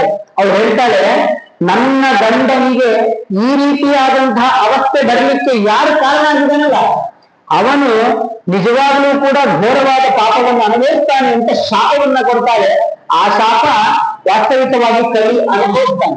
ಹೆಂಗಂಬೋಸ್ತಾನೆ ನೋಡ್ರಿ, ನಲ ಸಿಗೋದೇ ಇಲ್ಲ. ನಲ ಸಿಗದೇ ಇದ್ದಾಗ ಇವಳು ಕೊನೆಗೆ ಹಾಗೆ ಪ್ರಯತ್ನ ಮಾಡಿ ಮಾಡಿ ತಾನು ತನ್ನ ಅರಮನೆಗೆ ಹೋಗ್ತಾಳಂತೆ. ದಮಯಂತಿ ಹೇಗೋ ಮಾಡಿ. ಆ ಸಂದರ್ಭದಲ್ಲಿ ನಲ ಹೋಗ್ತಾ ಇರಬೇಕಾದ್ರೆ ಕಾಡಿನ ಮಧ್ಯದಲ್ಲಿ ಕಾಡ್ಗಿಚ್ಚು ಬರುತ್ತೆ. ಕಾಡ್ಗಿಚ್ಚು ಬಂದಾಗ ಆ ಕಾಡ್ಗಿಚ್ಚಿನ ಮಧ್ಯದಲ್ಲಿ ಕಾರ್ಕೋಟಕ ಅನ್ನುವಂತಹ ಒಂದು ಸರ್ಪ ಸಿಕ್ಕು ಬಿದ್ದಿರುತ್ತೆ. ಕಾಪಾಡಿ ಕಾಪಾಡಿ ಅಂತ ಒದರ್ತಾ ಇರುತ್ತೆ. ಅದನ್ನ ನೋಡ್ತಾನೆ ನಲ ಮಹಾರಾಜ. ತುಂಬಾ ಒಳ್ಳೆಯವನು. ಹೋದ ಆ ಸರ್ಪವನ್ನ ಕಾಡ್ಗಿಚ್ಚಿನಿಂದ ಹೊರಗೆ ತೆಗೆದಾಗ ಅದರ ದುರಾದೃಷ್ಟ ಏನಂದ್ರೆ ಉಪಕಾರ ಮಾಡದವನಿಗೆ ಅಪಕಾರ ಮಾಡಬಾರ್ದು ಅಂತಿದೆ. ಆದ್ರೆ ಆ ಕಾರ್ಕೋಟಕ ವಿಷ ಸರ್ಪ ಏನ್ ಮಾಡುತ್ತೆ ಅಂದ್ರೆ ನಲ ಮಹಾರಾಜನಿಗೆ ಕಚ್ಚಿ ಬಿಡುತ್ತೆ. ನಲ ಮಹಾರಾಜನಿಗೆ ಕಚ್ಚಿದ ಮೇಲೆ ಇಡೀ ದೇಹ ಅನ್ನೋದು ಸುಂದರ ರೂಪಿಯಾಗಿರುವಂತಹ ನಲ ಕ್ರೂರೂಪಿ ಆಗಿರ್ತಾನಂತೆ. ತನ್ನ ಮುಖವನ್ನ ತಾನೂ ಕೂಡ ನೋಡ್ಲಿಕ್ಕೆ ಆಗೋದಿಲ್ಲ, ಅಷ್ಟು ಕೆಟ್ಟ ರೂಪವನ್ನ ತಾಳ್ತಾನಂತೆ. ವಾಸ್ತವಿಕವಾಗಿ ಕಾರ್ಕೋಟಕ ಸರ್ಪ ಏನಿದೆ ಕಚ್ಚಿದ್ದು ಕೆಟ್ಟ ವಿಷಯಕ್ಕಲ್ಲ, ಒಳ್ಳೆಯ ವಿಷಯಕ್ಕೆ. ಈ ಕಚ್ಚೋದು ಅಂದ್ಮೇಲೆ ಒಳ್ಳೆಯ ವಿಷಯ ಹೆಂಗೆ ಅದು? ಯಾಕೆ ಅಂದ್ರೆ ನಲನಲ್ಲಿ ಯಾರು ಆದೇಶ ಆಗಿದ್ದಾರೆ? ಕಲಿ ಆದೇಶ ಆಗಿದೆ. ಕಲಿಗೆ ಭಯ ಬರಬೇಕು. ಇನ್ನು ಇರಬಾರ್ದು ನಾನು ಇಲ್ಲಿ ಅಂತ ಭಯ ಬರಬೇಕು ಅಂತ ಕಚ್ತಾನಂತೆ. ಕಲಿಗೆ ಭಯ ಆಗಿಬಿಟ್ಟಿರುತ್ತೆ. ಆದರೂ ಕೂಡ ಈ ನಲ ಮಹಾರಾಜನಿಗೆ ಒಂದು ದಾರವನ್ನ ಕೊಡ್ತಾನಂತೆ. ಯಾರೋ ಕಾರ್ಕೋಟಕ ಸರ್ಪ. ಯಾವಾಗ ನಿಮಗೆ ನಿಜವಾದ ರೂಪವನ್ನ ಕಾಣಬೇಕು ಅನ್ಸುತ್ತೋ ಆವಾಗ ಇದನ್ನ ಉಪಯೋಗಿಸು ಅಂತ ಹೇಳಿ ಕೊಡ್ತಾನಂತೆ. ಸರಿ ಆಯ್ತು ಅಂತ ಮುಂದೆ ಹೋಗ್ತಾನೆ. ನಲ ಮಹಾರಾಜ ಮುಂದೆ ಹೋಗ್ತಾನೆ. ಬಾಹಕ ಅನ್ನೋ ಒಂದು ಹೆಸರನ್ನ, ಬಾಹುಕ ಅನ್ನೋ ಒಂದು ಹೆಸರನ್ನ ಇಟ್ಕೊಂಡು ಮುಂದೆ ಹೋಗ್ತಾನೆ. ಯಾಕೆ? ರೂಪ ಅನ್ನೋದು ಸಂಪೂರ್ಣ ವ್ಯತ್ಯಾಸ ಆಗಿದೆ. ಯಾರು ನಾನ್ ನಲ ಅಂತಂದ್ರೆ ಯಾರು ಕೂಡ ನಂಬೋದಿಲ್ಲ. ಬಾಹುಕ ಅನ್ನೋ ಹೆಸರನ್ನ ಇಟ್ಕೊಂಡು ಎಲ್ಲಿ ಹೋಗ್ತಾನೆ? ತನ್ನ ಆತ್ಮೀಯ ಸ್ನೇಹಿತ ಋತುಪರ್ಣನ ಮನೆಗೆ ಹೋಗ್ತಾನೆ. ಋತುಪರ್ಣನಿಗೆ ಇವನು ನಲ ಅಂತ ಗೊತ್ತೇ ಆಗೋದಿಲ್ಲ. ನಾನು ಅಶ್ವವಿದ್ಯೆಯನ್ನ ಚೆನ್ನಾಗಿ ಕಲಿತಿದ್ದೇನೆ ಅಂತ ಹೇಳಿ ಯಾರು ನಲ ಮಹಾರಾಜ ಹೇಳಿ ಅವನ ಅಶ್ವಪಾಲಕನಾಗ್ತಾನೆ. ಯಾರ ಅಶ್ವಪಾಲಕ? ಋತುಪರ್ಣನ ಕುದುರೆಯ ಪಾಲಕನಾಗ್ತಾನೆ. ಆ ಸಂದರ್ಭದಲ್ಲಿ ಅಯೋಧ್ಯೆಯಲ್ಲಿರುವಂತಹ ದಮಯಂತಿಗೆ ಒಂದು ವಿಷಯ ಬರುತ್ತೆ. ಏನಂತಂದ್ರೆ ಅಲ್ಲಿರುವಂತಹ ಬಾಹುಕ ಎಂಬುದಾಗಿ ಏನು ಮುತ್ತಿದೆ ಅಲ್ವಾ, ಅವನು ಬಹುಶಃ ನಲ ಮಹಾರಾಜನೇ ಆಗಿರಬೇಕು ಅಂತ ಒಂದು ವಿಷಯ ಕಿವಿಗೆ ಬೀಳುತ್ತೆ. ಇಷ್ಟೆಲ್ಲ ವಿಷಯ ಕಿವಿಗೆ ಬಿದ್ದಾಗ ಏನ್ ಮಾಡ್ಬೇಕು ಅಂತ ಗೊತ್ತಾಗಲ್ಲ. ತಂದೆ ಭೀಮ ಒಂದು ವಿಷಯವನ್ನ ಹೊರಡಿಸ್ತಾನೆ. ಏನಂತ? ನಾಳೆ ಮತ್ತೊಮ್ಮೆ ಸ್ವಯಂವರ, ದಮಯಂತಿಗೆ ಮತ್ತೊಮ್ಮೆ ಸ್ವಯಂವರ ಆಗಲಿದೆ ಅಂತ ವಿಷಯ ಹೊರಡಿಸ್ತಾನಂತೆ. ಹೊರಡಿಸಿದಾಗ ಋತುಪರ್ಣನಿಗೆ ಬಹಳ ಆಶ್ಚರ್ಯ. ಅಲ್ಲ, ನಲ ಮಹಾರಾಜನ ಜೊತೆ ಮದುವೆ ಆಗಿದ್ದಾಳೆ. ಕೇವಲ ಬಾಹುಕ ಎಂಬ ನಲ ಮಹಾರಾಜನಿಗೆ ಮಾತ್ರ ಅಲ್ಲ, ಋತುಪರ್ಣನಿಗೂ ಕೂಡ ಭಯ ಆಗ್ಬಿಡುತ್ತೆ. ಏನಂತಹ ವಿಷಯವನ್ನ ತೆಗೆದುಕೊಂಡು ಬಿಟ್ಟನಲ್ಲ ಋತುಪರ್ಣ ಅಂತ. ಸರಿ, ಹಾಗೆ ಆಗಲಿ ಅಂತ ಇನ್ನೇನು ಬೇಸರದಿಂದ ಇರ್ತಾನೆ. ಆಗ ಬಾಹುಕ ಅಂದ್ರೆ ನಲ ಮಹಾರಾಜ ಹೇಳ್ತಾನೆ, ನೀನೇನ್ ಚಿಂತೆ ಮಾಡಬೇಡ, ನನಗೆ ಅಶ್ವವಿದ್ಯೆ ಹೆಂಗ್ ಗೊತ್ತಿದೆ ಅಂದ್ರೆ ನಾಳೆ ಬೆಳಿಗ್ಗೆ ಅನ್ನೋಷ್ಟೆಲ್ಲ ಅಯೋಧ್ಯೆ ಮುಟ್ತೀವಿ ಅಂತ ಹೇಳಿದಾಗ ಸಂತೋಷ ಆಗುತ್ತೆ. ಹಾಗೆ ಋತುಪರ್ಣ ಕೂಡ್ತಾನೆ. ಕುದುರೆ ಹೆಂಗ್ ಓಡುತ್ತಾನೆ ಅಂತಂದ್ರೆ ನಲ ಮಹಾರಾಜ ಒಂದೇ ಒಂದು ಕ್ಷಣದಲ್ಲಿ ಋತುಪರ್ಣ ಹಾಕಿಕೊಂಡಿರುವ ಶಾಲು ಕೆಳಗೆ ಬೀಳುತ್ತೆ. ತಿರುಗಿ ನೋಡೋರು ಕಾಣದೇ ಇಲ್ಲ. ಅಷ್ಟು ವೇಗವಾಗಿ ಕುದುರೆಯನ್ನ ಓಡಿಸಿ ಕರೆದುಕೊಂಡು ಬರ್ತಾನಂತೆ. ಬಂದ ತಕ್ಷಣ ಭೀಮ ಒಂದು ಮಾತು ಹೇಳ್ತಾನಂತೆ, ಎಲ್ಲಿಂದ ಬಂದೆ ಅಂತ ಕೇಳಿದಾಗ ನನ್ನ ರಾಜ್ಯದಿಂದ ಬಂದೆ ಅಂತ. ಹಾಗಾದರೆ ಕುದುರೆಯನ್ನ ಓಡಿಸಿರೋದೇ ನಲ ಮಹಾರಾಜನೇ ಆಗಿರಬೇಕು. ಯಾಕೆ? ಅಷ್ಟು ಚೆನ್ನಾಗಿ ಅಶ್ವವಿದ್ಯೆ ಗೊತ್ತಿರುವ ಒಬ್ಬ ವ್ಯಕ್ತಿ ಅಂದ್ರೆ ಅದು ನಲ ಮಹಾರಾಜ ಮಾತ್ರ ಅಂತ ಹೇಳಿ ಆ ಭೀಮ ಹೇಳಿ ಸುಳ್ಳು ಸುದ್ದಿಯನ್ನ ಹೇಳ್ತಾನಂತೆ. ಇಲ್ಲಪ್ಪ, ನಾವು ಸುಳ್ಳು ಹೇಳಿದ್ವಿ. ಏನಂತ? ಮತ್ತೊಂದು ಸ್ವಯಂವರ ಇದೆ ಅಂತ ಸುಳ್ಳು ಹೇಳಿದ್ವಿ. ಯಾಕೆ? ಮರುದಿವಸ ಬೆಳಗ್ಗೆ ನಿಮಗೆ ಬರ್ಲಿಕ್ಕೆ ಆಗುತ್ತೆ ಇಲ್ಲ ಅನ್ನೋದು ನಾವು ಪರೀಕ್ಷೆ ಮಾಡ್ಬೇಕು. ಯಾಕೆ ಪರೀಕ್ಷೆ?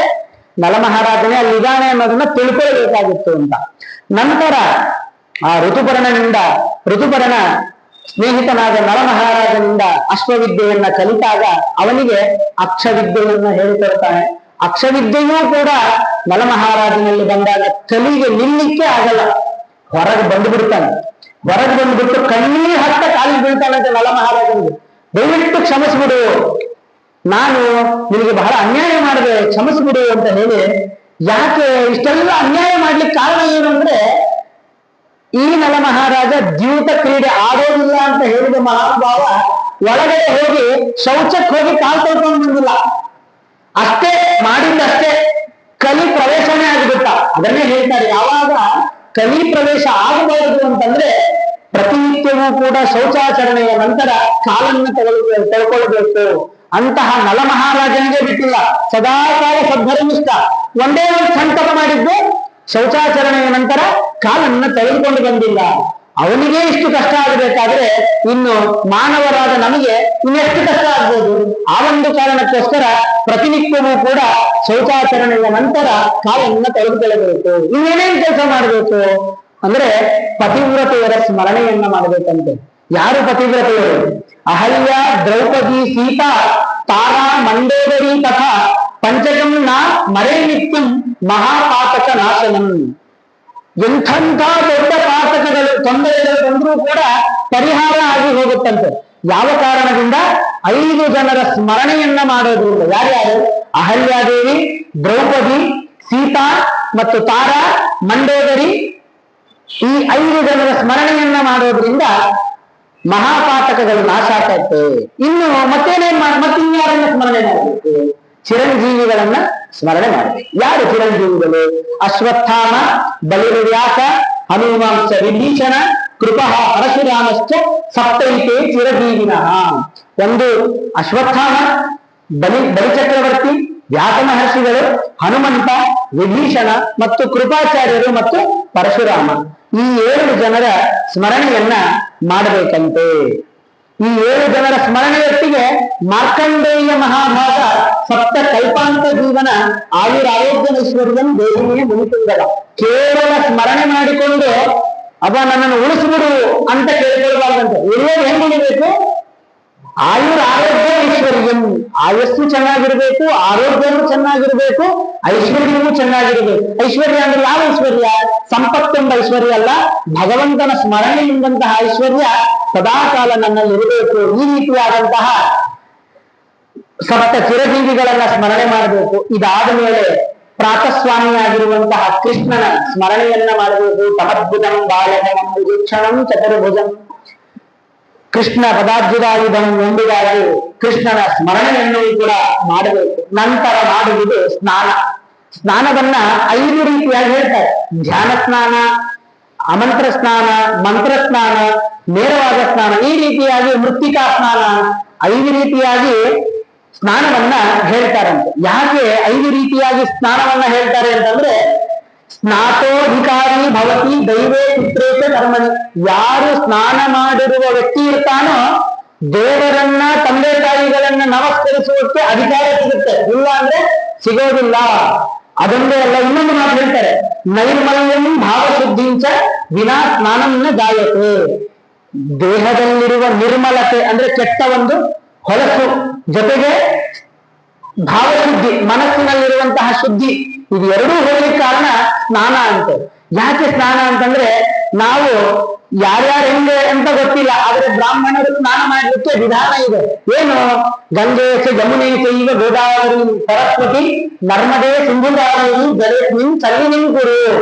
ನಾವು ಸ್ನಾನ ಮಾಡ್ಬೇಕಾದ್ರೆ ಆ ನದಿಯಲ್ಲಿ ಪ್ರತಿನಿತ್ಯವೂ ಕೂಡ ನದಿಗೆ ಹೋಗಿ ಸ್ನಾನ ಮಾಡ್ಲಿಕ್ಕೆ ಬರಲ್ಲ ನಮಗೆ. ನಾವು ಮನೆಯಲ್ಲೇ ಸ್ನಾನ ಮಾಡಿದ್ರು ಕೂಡ ಮನೆಯಲ್ಲೇ ನದಿಯನ್ನೇ ಕರೆಸ್ತೀವಿ. ನಾವು ಮಂತ್ರಗಳನ್ನ ಹೇಳಿ ನದಿಯನ್ನ ಕರೆಸಿ ಸ್ನಾನವನ್ನ ಮಾಡ್ತೇವೆ.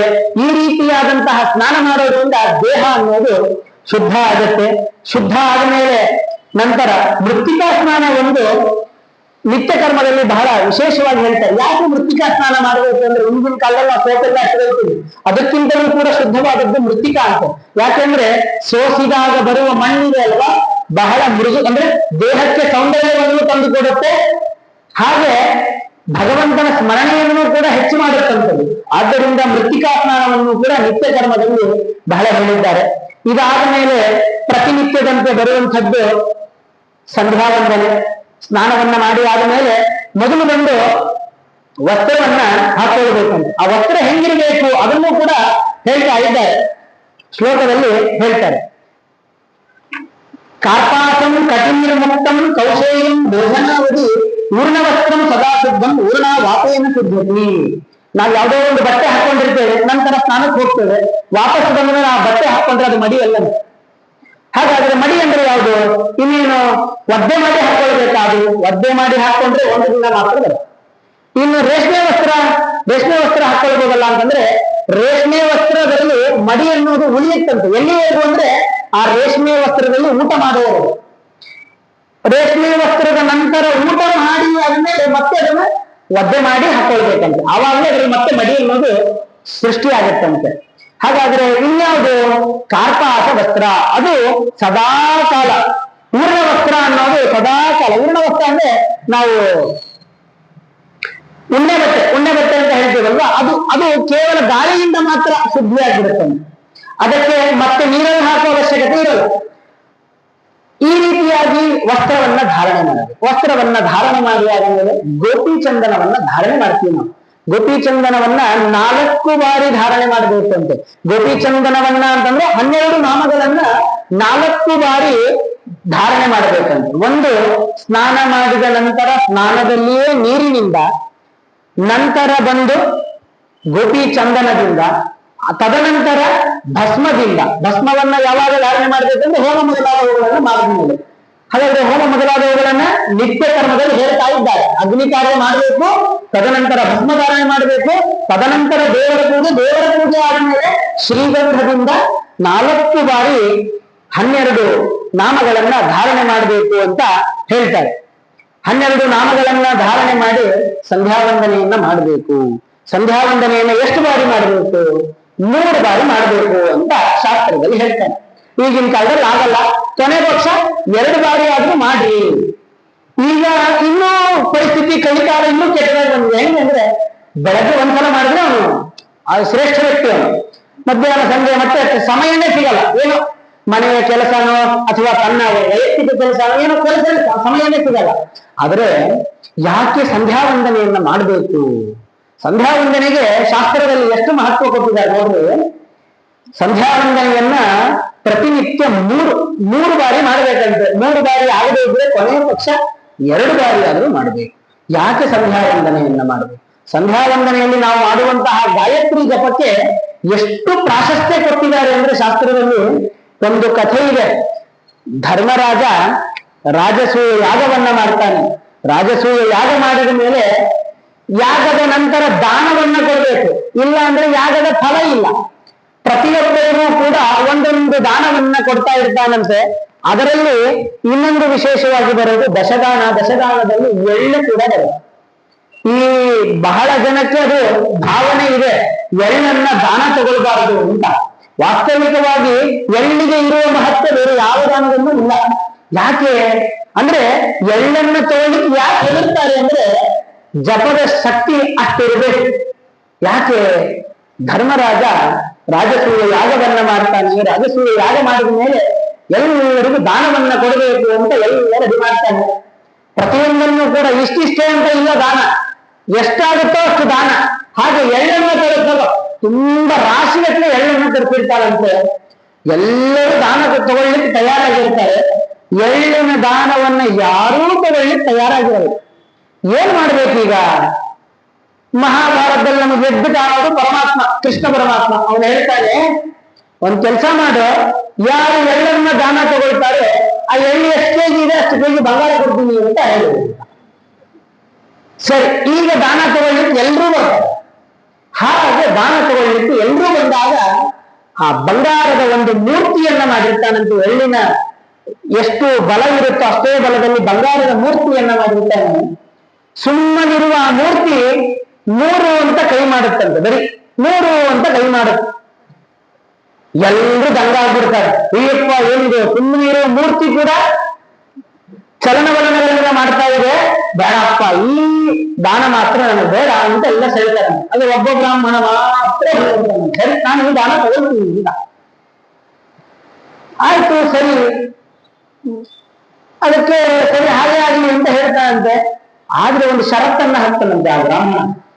ನೋಡಪ್ಪ, ಬೆಳ್ಳಿ ಬಂಗಾರ ಕೊಟ್ಟು ನಾನು ತಗೊಳ್ಳೋದು, ನನಗೆ ಅರ್ಧ ರಾಜ್ಯ ಕೊಡು ಅಂದ್ರೆ ಮಾತ್ರ ನಾನು ಆ ದಾನ ತಗೊಳ್ತೀನಿ ಅಂತ ಹೇಳ್ತಾನೆ. ವಾಸ್ತವಿಕವಾಗಿ ರಾಜಸೂಯಾಗದ ಫಲ ಬೇಕೀಗ ಅವನಿಗೆ. ನಾನು ಏನಾದ್ರೂ ಕೊಡ್ತೀನಿ, ನನಗೆ ಫಲ ಬೇಕು ಅಂತ ಹೇಳಿ ಸರಿ ಅಂತ ಒಪ್ಕೊಳ್ತಾನೆ. ನಂತರ ಬಂಗಾರದ ಮೂರ್ತಿ ಹತ್ರ ಹಿಂಗೆ ಮುಖ ಮಾಡ್ತಾನಂತೆ. ಇಲ್ಲಪ್ಪ ಆಗೋದಿಲ್ಲ ಅಂತ ಹೇಳ್ತಾನೆ.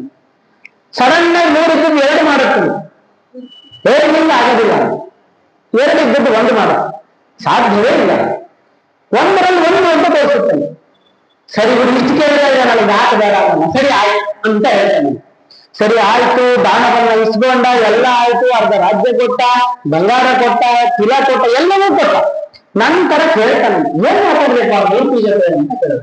ಅವಾಗ ಆ ಬ್ರಾಹ್ಮಣ ಹೇಳ್ತಾನೆ, ಇಲ್ಲಪ್ಪ ನೋಡು, 3 ಹೊತ್ತು ನೀನ್ ಸಂಧ್ಯಾ ವಂದನೆ ಮಾಡ್ತೀವಲ್ಲ, 3 ಹೊತ್ತಿನ ಗಾಯತ್ರಿ ಫಲವನ್ನ ನನಗ್ ಕೊಡೋದಾದ್ರೆ ಆ ದಾನ ತಗೊಳ್ಳೋದಂತ ಹೇಳ್ತೇವೆ. ನಾನು ಇಲ್ಲ ಅಂತ ಹೇಳಿದೆ. 3 2 ಮಾಡ್ತು, ಇಲ್ಲ ಅಂತ ಹೇಳಿದೆ. 1 ಕೇಳ್ತು, ಇಲ್ಲ ಅಂತ ಹೇಳಿದೆ.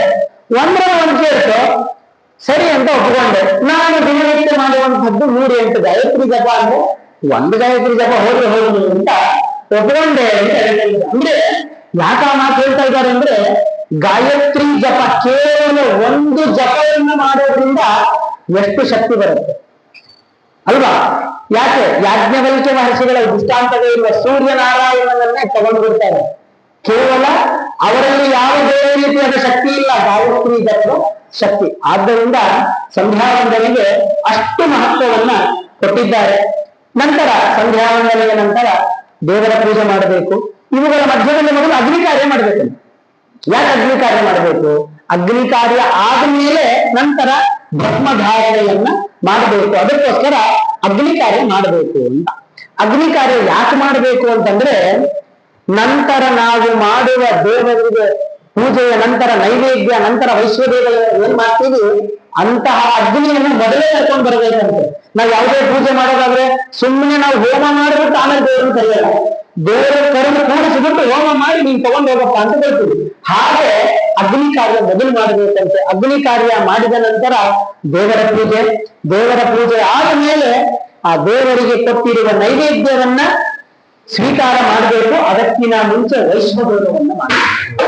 ಯಾಕೆ ವೈಶ್ವದೇವರನ್ನ ಮಾಡಬೇಕು? ವೈಶ್ವದೇವರನ್ನ 5 ರೀತಿಯಾಗಿರುವಂತಹ ತೊಂದರೆಗಳ ಪರಿಹಾರಕ್ಕೆ ವೈಶ್ವದೇವರನ್ನ ಮಾಡಬೇಕು. ಯಾವ್ಯಾವುದು 5 ರೀತಿಯಾದಂತಹ ದುಃಖ? ಕಂಡಲಿ, ಪೇಷಿಣಿ, ಚುಲ್ಲಿ, ಜಲಕುಂಭ, ಉಪಸ್ಕರ ಅಂತ ಏನಿದೆ ಅಂದ್ರೆ, ನಾವು ಎಲ್ರಿಗೂ ಹೇಳ್ತೀವಿ ಪ್ರಾಣಿ ಹಿಂಸೆ ಮಾಡಬಾರ್ದು ಅಂತ. ಪ್ರಾಣಿ ಹಿಂಸೆ ಅಂದ್ರೆ ಏನು? ಬದುಕಿರುವ ಪ್ರಾಣಿಯನ್ನ ಕೊಲ್ಲಬಾರ್ದು, ಕೊಂದುಬಿಟ್ಟು ಅದನ್ನ ಭೋಜನವನ್ನಾಗಿ ಸ್ವೀಕಾರ ಮಾಡಬಾರ್ದು ಅಂತ ಎಲ್ರಿಗೂ ಹೇಳ್ತೇವೆ. ಆದ್ರೆ ಬ್ರಾಹ್ಮಣರಾದ ನಾವು ಕೂಡ ಅದನ್ನ ತಿರಸ್ಕಾರ ಮಾಡಿರ್ತೇವೆ. ನಾವೆಲ್ಲ ನಾನ್ ವೆಜ್ ತಿನ್ನೋದೇ ಇಲ್ಲಲ್ಲ, ನಿಷಿದ್ಧ ಪದಾರ್ಥಗಳನ್ನ ತಿನ್ನೋದೇ ಇಲ್ಲಲ್ಲ ಅಂತಂದ್ರೆ, ನಾವು ಸಸ್ಯಾಹಾರಿಗಳಾದರೂ ಕೂಡ ಸಸ್ಯದಲ್ಲಿ ಬರುವಂತಹ ಆ ಸೌತೆಕಾಯಿ ಆಗಿರ್ಬೋದು, ಯಾವುದೋ ಒಂದು ಪದಾರ್ಥ ಆಗಿರ್ಬೋದು, ಸುಮ್ಮನೆ ತೆಗೆಯಲ್ಲ ನಾವು, ಅದನ್ನ ಮುರಿತೀವಿ ಅಂದ್ರೆ ಗಿಡ ಹಂಗೆ ಇರುತ್ತೆ, ಅಲ್ಲಿರುವ ವಸ್ತು ಮಾತ್ರ ತಗೊಳ್ತೇವೆ. ಅಂದ್ರೆ ಏನರ್ಥ? ಒಬ್ಬ ವ್ಯಕ್ತಿಯ ಕೈ ಮುರಿದಾಗ ಏನು ಪಾಪ ಬರುತ್ತೋ ಆ ಪಾಪ ಬರುತ್ತೆ. ಯಾಕೆ? ಅವರಿಗೂ ಕೂಡ ಜೀವ ಇಲ್ಲ, ಆ ಜೀವಕ್ಕೆ ತೊಂದರೆ ಕೊಟ್ಟ ಹಾಗಾಗುತ್ತೆ. ಈ ಒಂದು ಕಾರಣದಿಂದ ಖಂಡನಿ ಅಂದ್ರೆ ನಾಶ ಮಾಡೋದು, ಪೇಷಣಿ ಅಂತಂದ್ರೆ ಪೋಷಣೆ ಮಾಡೋದು ಬಿಟ್ಟು ಪೇಷಣೆ ಅಂದ್ರೆ ಅದಕ್ಕೆ ತೊಂದರೆ ಮಾಡೋದು. ಜಲಕುಂಭ ಅಂತಂದ್ರೆ ನೀರಲ್ಲೋ ಎದರಲ್ಲೋ ಬೇಯಿಸ್ತೀವಿ ನಾವು. ನೀರಲ್ಲೋ ಎಣ್ಣೆ ಪದಾರ್ಥ ಇರುತ್ತೆ, ನೀರಿನ ಪದಾರ್ಥದಲ್ಲಿ ಅದನ್ನ ಬೇಯಿಸ್ತೇವೆ, ಅದಕ್ಕೂ ಕೂಡ ಹಿಂಸೆ ಆಗ್ತಾ ಇರುತ್ತೆ. ಇನ್ನು ಉಪಸ್ಕರ ಅಂತಂದ್ರೆ ಅದನ್ನ ಭೋಜನ ಮಾಡ್ತೇವೆ. ನಾವು ಕೂಡ ಈ ಕೆಟ್ಟ ಕೆಲಸವನ್ನ ಮಾಡ್ತೇವೆ. ಅದಕ್ಕೋಸ್ಕರ ಅದರ ಪರಿಹಾರಕ್ಕೋಸ್ಕರವಾಗಿ ವೈಶ್ವದೇವವನ್ನ ಮಾಡಬೇಕು.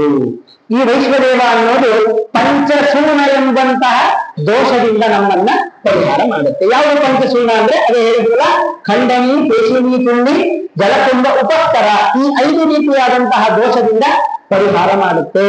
ಅದಕ್ಕೆ ವೈಶ್ವದೇವ ಮಾಡಿ ನಂತರ ಭಗವಂತನಿಗೆ ಅರ್ಪಿಸಿದ ನೈವೇದ್ಯವನ್ನ ಸ್ವೀಕಾರ ಮಾಡಬೇಕು. ಯಾಕೆ ಭಗವಂತನಿಗೆ ಅರ್ಪಿಸಿದ ನೈವೇದ್ಯವನ್ನ ಯಾಕೆ ಸ್ವೀಕಾರ ಮಾಡಬೇಕು ಅಂದ್ರೆ, ಶಾಸ್ತ್ರದಲ್ಲಿ ಒಂದು ಸಣ್ಣ ಕಥೆ ಬರುತ್ತೆ. ಏನಪ್ಪಾ ಅಂತಂದ್ರೆ, ಯಾರಾದರೂ ಇನ್ನೊಬ್ಬರ ಮನೆಗೆ ಹೋದಾಗ ನಾವು ಪ್ರತಿನಿತ್ಯವೂ ಕೂಡ ದೇವರಿಗೆ ನೈವೇದ್ಯ ಮಾಡಿರುವ ಊಟವನ್ನೇ ಭೋಜನ ಮಾಡ್ತಾ ಇರ್ತೀವಿ. ಆದ್ರೆ ಯಾರ್ದೋ ಒಂದು ದಿವಸ ಯಾರ್ದೋ ಮನೆಗೆ ಹೋಗ್ಬೇಕಾಗಿರೋ ಪರಿಸ್ಥಿತಿ ಬಂದಿರುತ್ತೆ.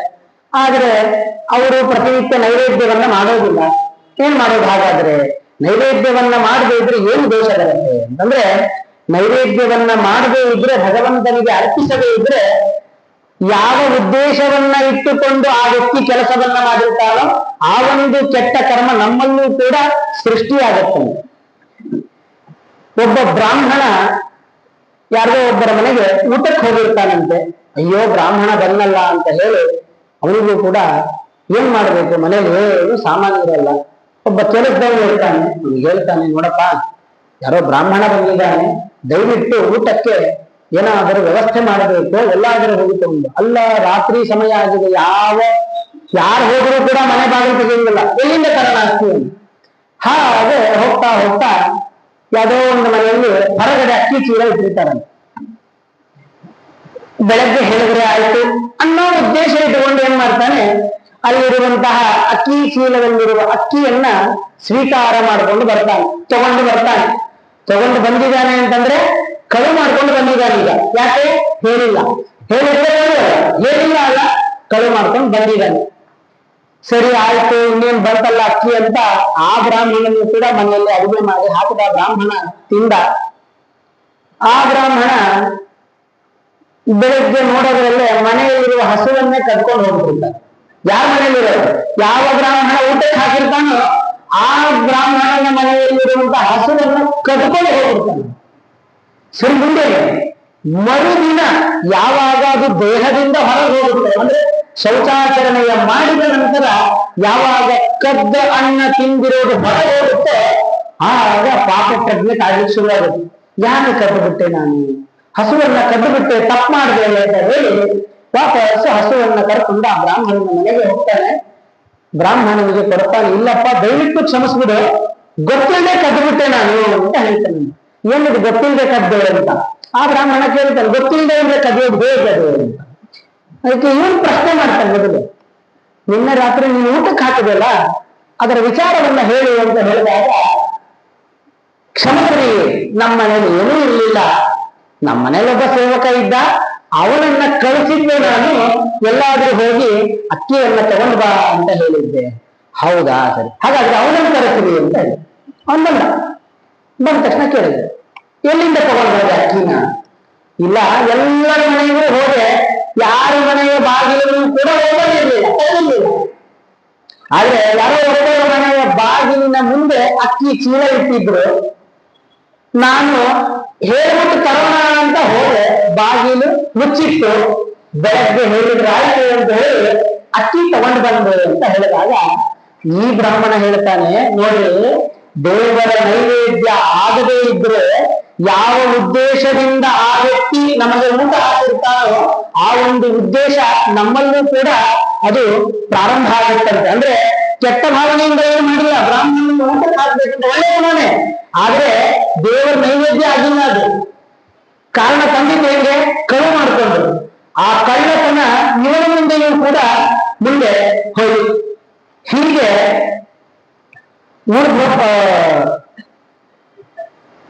ದೇವರ ನೈವೇದ್ಯ ಆಗಿರುವ ಭೋಜನವನ್ನೇ ಊಟ ಮಾಡಬೇಕು ಅಂತ ಹೇಳಿ ಶಾಸ್ತ್ರದಲ್ಲಿ ಹೇಳ್ತಾರೆ. ಇನ್ನು ಬ್ರಹ್ಮಯಜ್ಞ, ಹಿಂದೆ ಒಂದು ವಿಷಯ ಇರ್ತಿದ್ದೆ, ಅದನ್ನ ಮುಂದೆ ಕಥೆ ಹೇಳೋಣ ಅಂತ. ಬ್ರಹ್ಮಯಜ್ಞ, ಪಿತೃಯಜ್ಞ, ದೇವಯಜ್ಞ, ಮನುಷ್ಯ ಯಜ್ಞ, ಭೂತಯಜ್ಞ ಅಂತ 5 ರೀತಿಯಾದಂತಹ ಯಜ್ಞಗಳು. ಏನು 5 ರೀತಿಯಾದಂತಹ ಯಜ್ಞಗಳು ಅಂದ್ರೆ ಮನುಷ್ಯನಿಗೆ ಬಂದಿರುವಂತಹ ಋಣಗಳು. ಋಣ ಅಂದ್ರೆ 5 ರೀತಿಯಾದಂತಹ ಯಜ್ಞ ಅಂದ್ರೆ 5 ರೀತಿಯಾದಂತಹ ಋಣ. ಏನ್ ಋಣ? ಮನುಷ್ಯ ಹುಟ್ಟಬೇಕಾದ್ರೆ 3 ಋಣವನ್ನ ಹೊತ್ಕೊಂಡು ಹುಟ್ಟಿರ್ತಾನಂತೆ. ಯಾವುದು? ಸಾಲದ ರೀತಿಯಲ್ಲಿ. ಒಂದು ದೇವ ಋಣ, ಎರಡನೇದ್ದು ಪಿತೃ ಋಣ, ಮೂರನೇದ್ದು ಋಷಿ ಋಣ. ಇನ್ನು ಬರ್ತಾ ಬರ್ತಾ ಮನುಷ್ಯನ ಋಣ ಮತ್ತು ಭೂತ ಋಣ. ಭೂತ ಅಂದ್ರೆ ಈಗಿನ ಕಾಲದಲ್ಲಿ ಆಡು ಭಾಷೆಯಲ್ಲಿ ಹೇಳ್ಬೇಕಂದ್ರೆ ಪಶು ಋಣ, ಪ್ರಾಣಿಗಳ ಮೇಲಿನ ಋಣ. 5 ರೀತಿಯಾದಂತಹ ಋಣಗಳನ್ನ ಹೊತ್ತುಕೊಂಡು ಬಂದಿರ್ತಾನೆ. ಯಾವ್ದಾದ್ರು? ಮೊದಲನೇದು ಯಾವುದು? ದೇವ ಋಣ. ದೇವ ಋಣ ಹೇಗೆ? ತಾಯಿಯ ಗರ್ಭದಲ್ಲಿ 9 ತಿಂಗಳು ವಾಸ ಮಾಡ್ತಾರೆ, ಆಗ ನಮ್ಮನ್ನ ರಕ್ಷಣೆ ಮಾಡೋದು ಯಾರು? ದೇವತೆಗಳು. ಆದ್ದರಿಂದ ದೇವತೆಗಳ ಋಣ ನಮ್ಮಲ್ಲಿ ಸ್ವಲ್ಪ ಉಳಿದಿದೆ. ಇನ್ನು ಅದಕ್ಕೋಸ್ಕರ ನಾವು ಪರಿಹಾರಕ್ಕೆ ಏನ್ ಮಾಡಬೇಕು? ಆಗಾಗ ದೇವರ ಪೂಜೆಯನ್ನ ಮಾಡ್ತಾ ಇರಬೇಕಾದ್ರೆ ಎಲ್ಲ ದೇವತೆಗಳಿಗೂ ಕೂಡ ನೈವೇದ್ಯವನ್ನ, ಎಲ್ಲ ದೇವತೆಗಳಿಗೂ ಕೂಡ ತೀರ್ಥವನ್ನ ಯಾಕೆ ಕೊಡಬೇಕು ಅಂದ್ರೆ ದೇವರು ನಮ್ಮ ಮೇಲೆ ಮಾಡಿರುವಂತಹ ಕೆಲಸಕ್ಕೆ ಕಿಂಚಿತ್ತಾದರೂ ಋಣ ಪರಿಹಾರವನ್ನ ಮಾಡ್ಕೊಳ್ಬೇಕು ಅಂತ. ಇನ್ನು ಎರಡನೇದ್ದು ಪಿತೃ ಋಣ. ಪಿತೃ ಅಂದ್ರೆ ಕೇವಲ ತಂದೆ ಮಾತ್ರ ಅಲ್ಲ, ತಾಯಿಯೂ. ಯಾಕೆ? ಸಂಸ್ಕೃತದಲ್ಲಿ ಪಿತೃ ಶಬ್ದ ಸೃಷ್ಟಿಯಾಗೋದೇ ಹಾಗೆ, ಮಾತಾಚ ಪಿತಾಚ ಪಿತರು. ತಾಯಿಯೂ ತಂದೆಯೂ ಸೇರಿದರೆ ಮಾತ್ರ ಅದು ಪಿತೃ ಶಬ್ದ ಆಗೋದು, ಇಲ್ಲ ಅಂದ್ರೆ ಆಗೋದಿಲ್ಲ. ಆ ನಮ್ಮ ತಂದೆ ತಾಯಿಗಳ ಋಣವೂ ಕೂಡ ನಮ್ಮಲ್ಲಿ ಇದೆ. ಯಾಕೆ? ತಾಯಿಯಾದವಳು 9 ತಿಂಗಳು ಹೊತ್ತು ಸಾಕ್ತಾಳೆ, ತಂದೆಯಾದವನು ಹುಟ್ಟಿದ ಮೇಲೆ ನಮಗೆ ಬೇಕಾದಂತಹ ಕರ್ಮಗಳನ್ನ ಮಾಡುವುದರ ಮೂಲಕ ತಾನೂ ಕೂಡ ಋಣಗಳನ್ನ ಹುಟ್ಟಿಸಿಕೊಳ್ತಾನೆ. ಆದ್ದರಿಂದ ತಂದೆಯ ಮೇಲೆ ತಾಯಿಯ ಮೇಲೂ ಕೂಡ ಋಣ ಅನ್ನೋದು ಹುಟ್ಟುತ್ತೆ.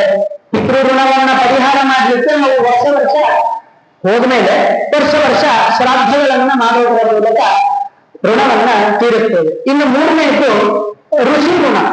ಋಷಿಗಳ ಋಣ ನಮ್ಮ ಮೇಲೆ ಹೇಗೆ ಬರುತ್ತೆ ಅಂದ್ರೆ, ಬೇರೆ ಪ್ರಾಣಿಗಳಂತೆ ಮನುಷ್ಯ ಒಬ್ಬರಿಂದ ಇನ್ನೊಬ್ಬರಿಗೆ ಬರೋದಿಲ್ಲ ಹೊರತು ಋಷಿ ಮೊದಲಾದ ಅಂದ್ರೆ ಆಚಾರ್ಯ ಮೊದಲಾದಂತಹ ವೇದವಾಕ್ಯಗಳಿಂದ ಆಗಿರುವಂತಹ ಗರ್ಭಾಧಾನ ನಾವು ಬ್ರಾಹ್ಮಣರು ಮಾಡಬೇಕಾದ್ರೆ ಸಂಸ್ಕಾರಗಳನ್ನ ಮಾಡ್ತೇವೆ. ಅದರಲ್ಲಿ ಗರ್ಭಾಧಾನ ಸಂಸ್ಕಾರವೂ ಒಂದು. ಆ ಗರ್ಭಾಧಾನದ ಸಂಸ್ಕಾರ ಇದೆ ಅಲ್ವಾ, ಆ ಸಂಸ್ಕಾರದಿಂದ ಅಲ್ಲಿ ವೇದಮಂತ್ರವನ್ನ ಹೇಳ್ತೀವಿ. ಆ ವೇದಮಂತ್ರವನ್ನ ಹೇಳಿದಾಗ ಋಷಿಗಳ ಋಣ ಅನ್ನೋದು ನಮ್ಮಲ್ಲಿ ಉಳಿತದೆ. ಅಂತಹ ಋಷಿಗಳ ಋಣವನ್ನ ಮೂರನೇದ್ದು. ಇನ್ನು ನಾಲ್ಕನೇದ್ದು ಮನುಷ್ಯ ಋಣ. ಅದೇ ಹೇಳ್ತಾರೆ, ಜಾಯಮಾನೋ ಹವೈ ಬ್ರಾಹ್ಮಣ ಸ್ತ್ರೀ ವೀರ್ಣವಾ ಜಾಯತೆ ಬ್ರಹ್ಮಚರ್ಯೇಣ ಋಷಿಭ್ಯೋ ಯಜ್ಞೇನ ದೇವೇಭ್ಯ ಪ್ರಜಯಾ ಪಿತೃಭ್ಯ. ಈ 5 ಜನರಲ್ಲಿ ಪಿತೃಗಳು ಹೇಳಿದ್ವಿ, ದೇವತೆಗಳು ಹೇಳಿದ್ವಿ, ಋಷಿಗಳು ಹೇಳಿದ್ವಿ, 4ನೇದ್ದು ಪ್ರಜಾ. ಪ್ರಜಾ ಅಂತಂದ್ರೆ ಮನುಷ್ಯರು. ಈ ಮನುಷ್ಯ ಋಣ ಅನ್ನೋದು ಹೇಗೆ? ಮನುಷ್ಯರು ಅಂತಂದ್ರೆ ಕೇವಲ ಎಲ್ಲರೂ ಬರೋದಿಲ್ಲ. ಜ್ಯೋತಿಷ್ಯರು ಒಂದಿಷ್ಟು ವಿಷಯಗಳನ್ನ ಹೇಳಿರ್ತಾರೆ. ನೋಡ್ರಿ, ನಿಮ್ಮ ಮಗನಿಗೆ, ನಿಮ್ಮ ಹುಟ್ಟುವಂತಹ ಮಗನಿಗೆ ಈ ದೋಷ ಇದೆ, ಆ ದೋಷ ಇದೆ, ಅಥವಾ ಅವನಲ್ಲಿ ಒಳ್ಳೆಯ ಸಂಸ್ಕಾರ ಇದೆ, ಇದೆಲ್ಲ ನಮ್ಮ ಜ್ಯೋತಿಷ್ಯರು ಹೇಳಿದಾಗ ಜ್ಯೋತಿಷ್ಯರು ಅವಾಗ ಸರಿ ಏನೋ ದೋಷ ಇದ್ರೆ ಅದರ ಪರಿಹಾರಕ್ಕೋಸ್ಕರ ಏನ್ ಮಾಡ್ತೀವಿ? ಶಾಂತಿ ಕರ್ಮಗಳನ್ನ ಮಾಡ್ತೀವಿ. ಶಾಂತಿ ಕರ್ಮಗಳನ್ನ ಮಾಡೋದು ಯಾರು? ಪುರೋಹಿತರು. ಸೊ ಪುರೋಹಿತರು ಅಂದ್ರೆ ಅವರು ಕೂಡ ಮನುಷ್ಯರು. ಹಾಗಾದ್ರೆ ಶಾಂತಿ ಕರ್ಮ ಯಾಕೆ ಮಾಡ್ತಾರೆ? ನಮ್ಮಲ್ಲಿರುವ ದೋಷ ಪರಿಹಾರಕ್ಕೋಸ್ಕರ ಅವರು ಶಾಂತಿ ಕರ್ಮಗಳನ್ನ ಮಾಡ್ತಾರೆ. ಈ ರೀತಿಯಾಗಿ ಮನುಷ್ಯರ ಋಣವೂ ಕೂಡ ನಮ್ಮಲ್ಲಿ ಉಳಿತದೆ. ಇನ್ನು ಕೊನೆಯದು ಭೂತ ಋಣ. ಭೂತ ಋಣ ಅಂತಂದ್ರೆ ಪಶು ಋಣ. ಪಶು ಅಂದ್ರೆ ಪ್ರಾಣಿಗಳು. ಪ್ರಾಣಿಗಳ ಋಣ ನಮ್ಮಲ್ಲಿ ಹೇಗೆ ಬೀಳುತ್ತೆ ಅಂದ್ರೆ, ಹುಟ್ಟಿದಾಗ ಮಗು ಅನ್ನೋದು ತಾಯಿಯ ಎದೆ ಹಾಲನ್ನ ಕುಡಿದು ಜೀವನ ಮಾಡ್ಲಿಕ್ಕೆ ಶುರು ಮಾಡುತ್ತೆ. ಅದೇ 1 ವರ್ಷ 2 ವರ್ಷ ಆದ್ಮೇಲೆ ಅದು ಕುಡಿಯೋದು ಹಸುವಿನ ಹಾಲು. ಅದು ಹಸುವಿನ ಹಾಲು ಅಂದ್ರೆ ಹಸು ತನ್ನ ಮಗುವಿಗೆಗೋಸ್ಕರ ಇಟ್ಟಿರುವಂತಹ ಹಾಲನ್ನ ನಾವು ಕುಡಿತೇವೆ. ಆದ್ದರಿಂದ ಪಶುಗಳ ಋಣವೂ ಕೂಡ ನಮ್ಮಲ್ಲಿದೆ. ಯಾಕೆ ಶಾಸ್ತ್ರದಲ್ಲಿ ಗೋದಾನವನ್ನ ಶ್ರೇಷ್ಠ ದಾನವನ್ನಾಗಿ ಹೇಳಿದ್ದಾರೆ ಅಂದ್ರೆ, ಹಸುವಿನ ಋಣ ಮನುಷ್ಯರ ಮೇಲೆ ಬಹಳ ಪರಿಣಾಮ ಬೀಳುತ್ತೆ. ಆ ಒಂದು ಕಾರಣಕ್ಕೋಸ್ಕರ 5 ರೀತಿಯಾದಂತಹ ಋಣಗಳನ್ನ ಹೇಳ್ತಾರೆ. ಈ 5 ರೀತಿಯಾಗಿರುವಂತಹ ಋಣಗಳನ್ನ ನಾವು ತೀರಿಸಬೇಕು. ಇದನ್ನ ತೀರಿಸಬೇಕು ಅಂದ್ರೆ ನಿತ್ಯ ಕರ್ಮಗಳನ್ನ ಸದಾಕಾಲ ಮಾಡಬೇಕು. ಸರಿ, ಆಯ್ತು. ಪ್ರತಿನಿತ್ಯವೂ ಕೂಡ ಭಗವಂತನಿಗೆ ಅರ್ಪಿಸಿದ ನೈವೇದ್ಯವನ್ನೇ ಸ್ವೀಕಾರ ಮಾಡಬೇಕು ಅಂತ ಹೇಳಿದ್ರು. ಸರಿ, ಸ್ವೀಕಾರ ಮಾಡಿ ಆಯ್ತು. ನಂತರ ಮಾಡೋದು ತಾಂಬೂಲ. ತಾಂಬೂಲ ಅಂದ್ರೆ ಎಲೆ ಅಡಿಕೆ. ಎಲೆ ಅಡಿಕೆಗೂ ಕೂಡ ನಿತ್ಯ ಕರ್ಮದಲ್ಲಿ ಬಹಳ ಪ್ರಾಶಸ್ತ್ಯವನ್ನ ಕೊಟ್ಟಿದ್ದಾರೆ. ಯಾಕೆ?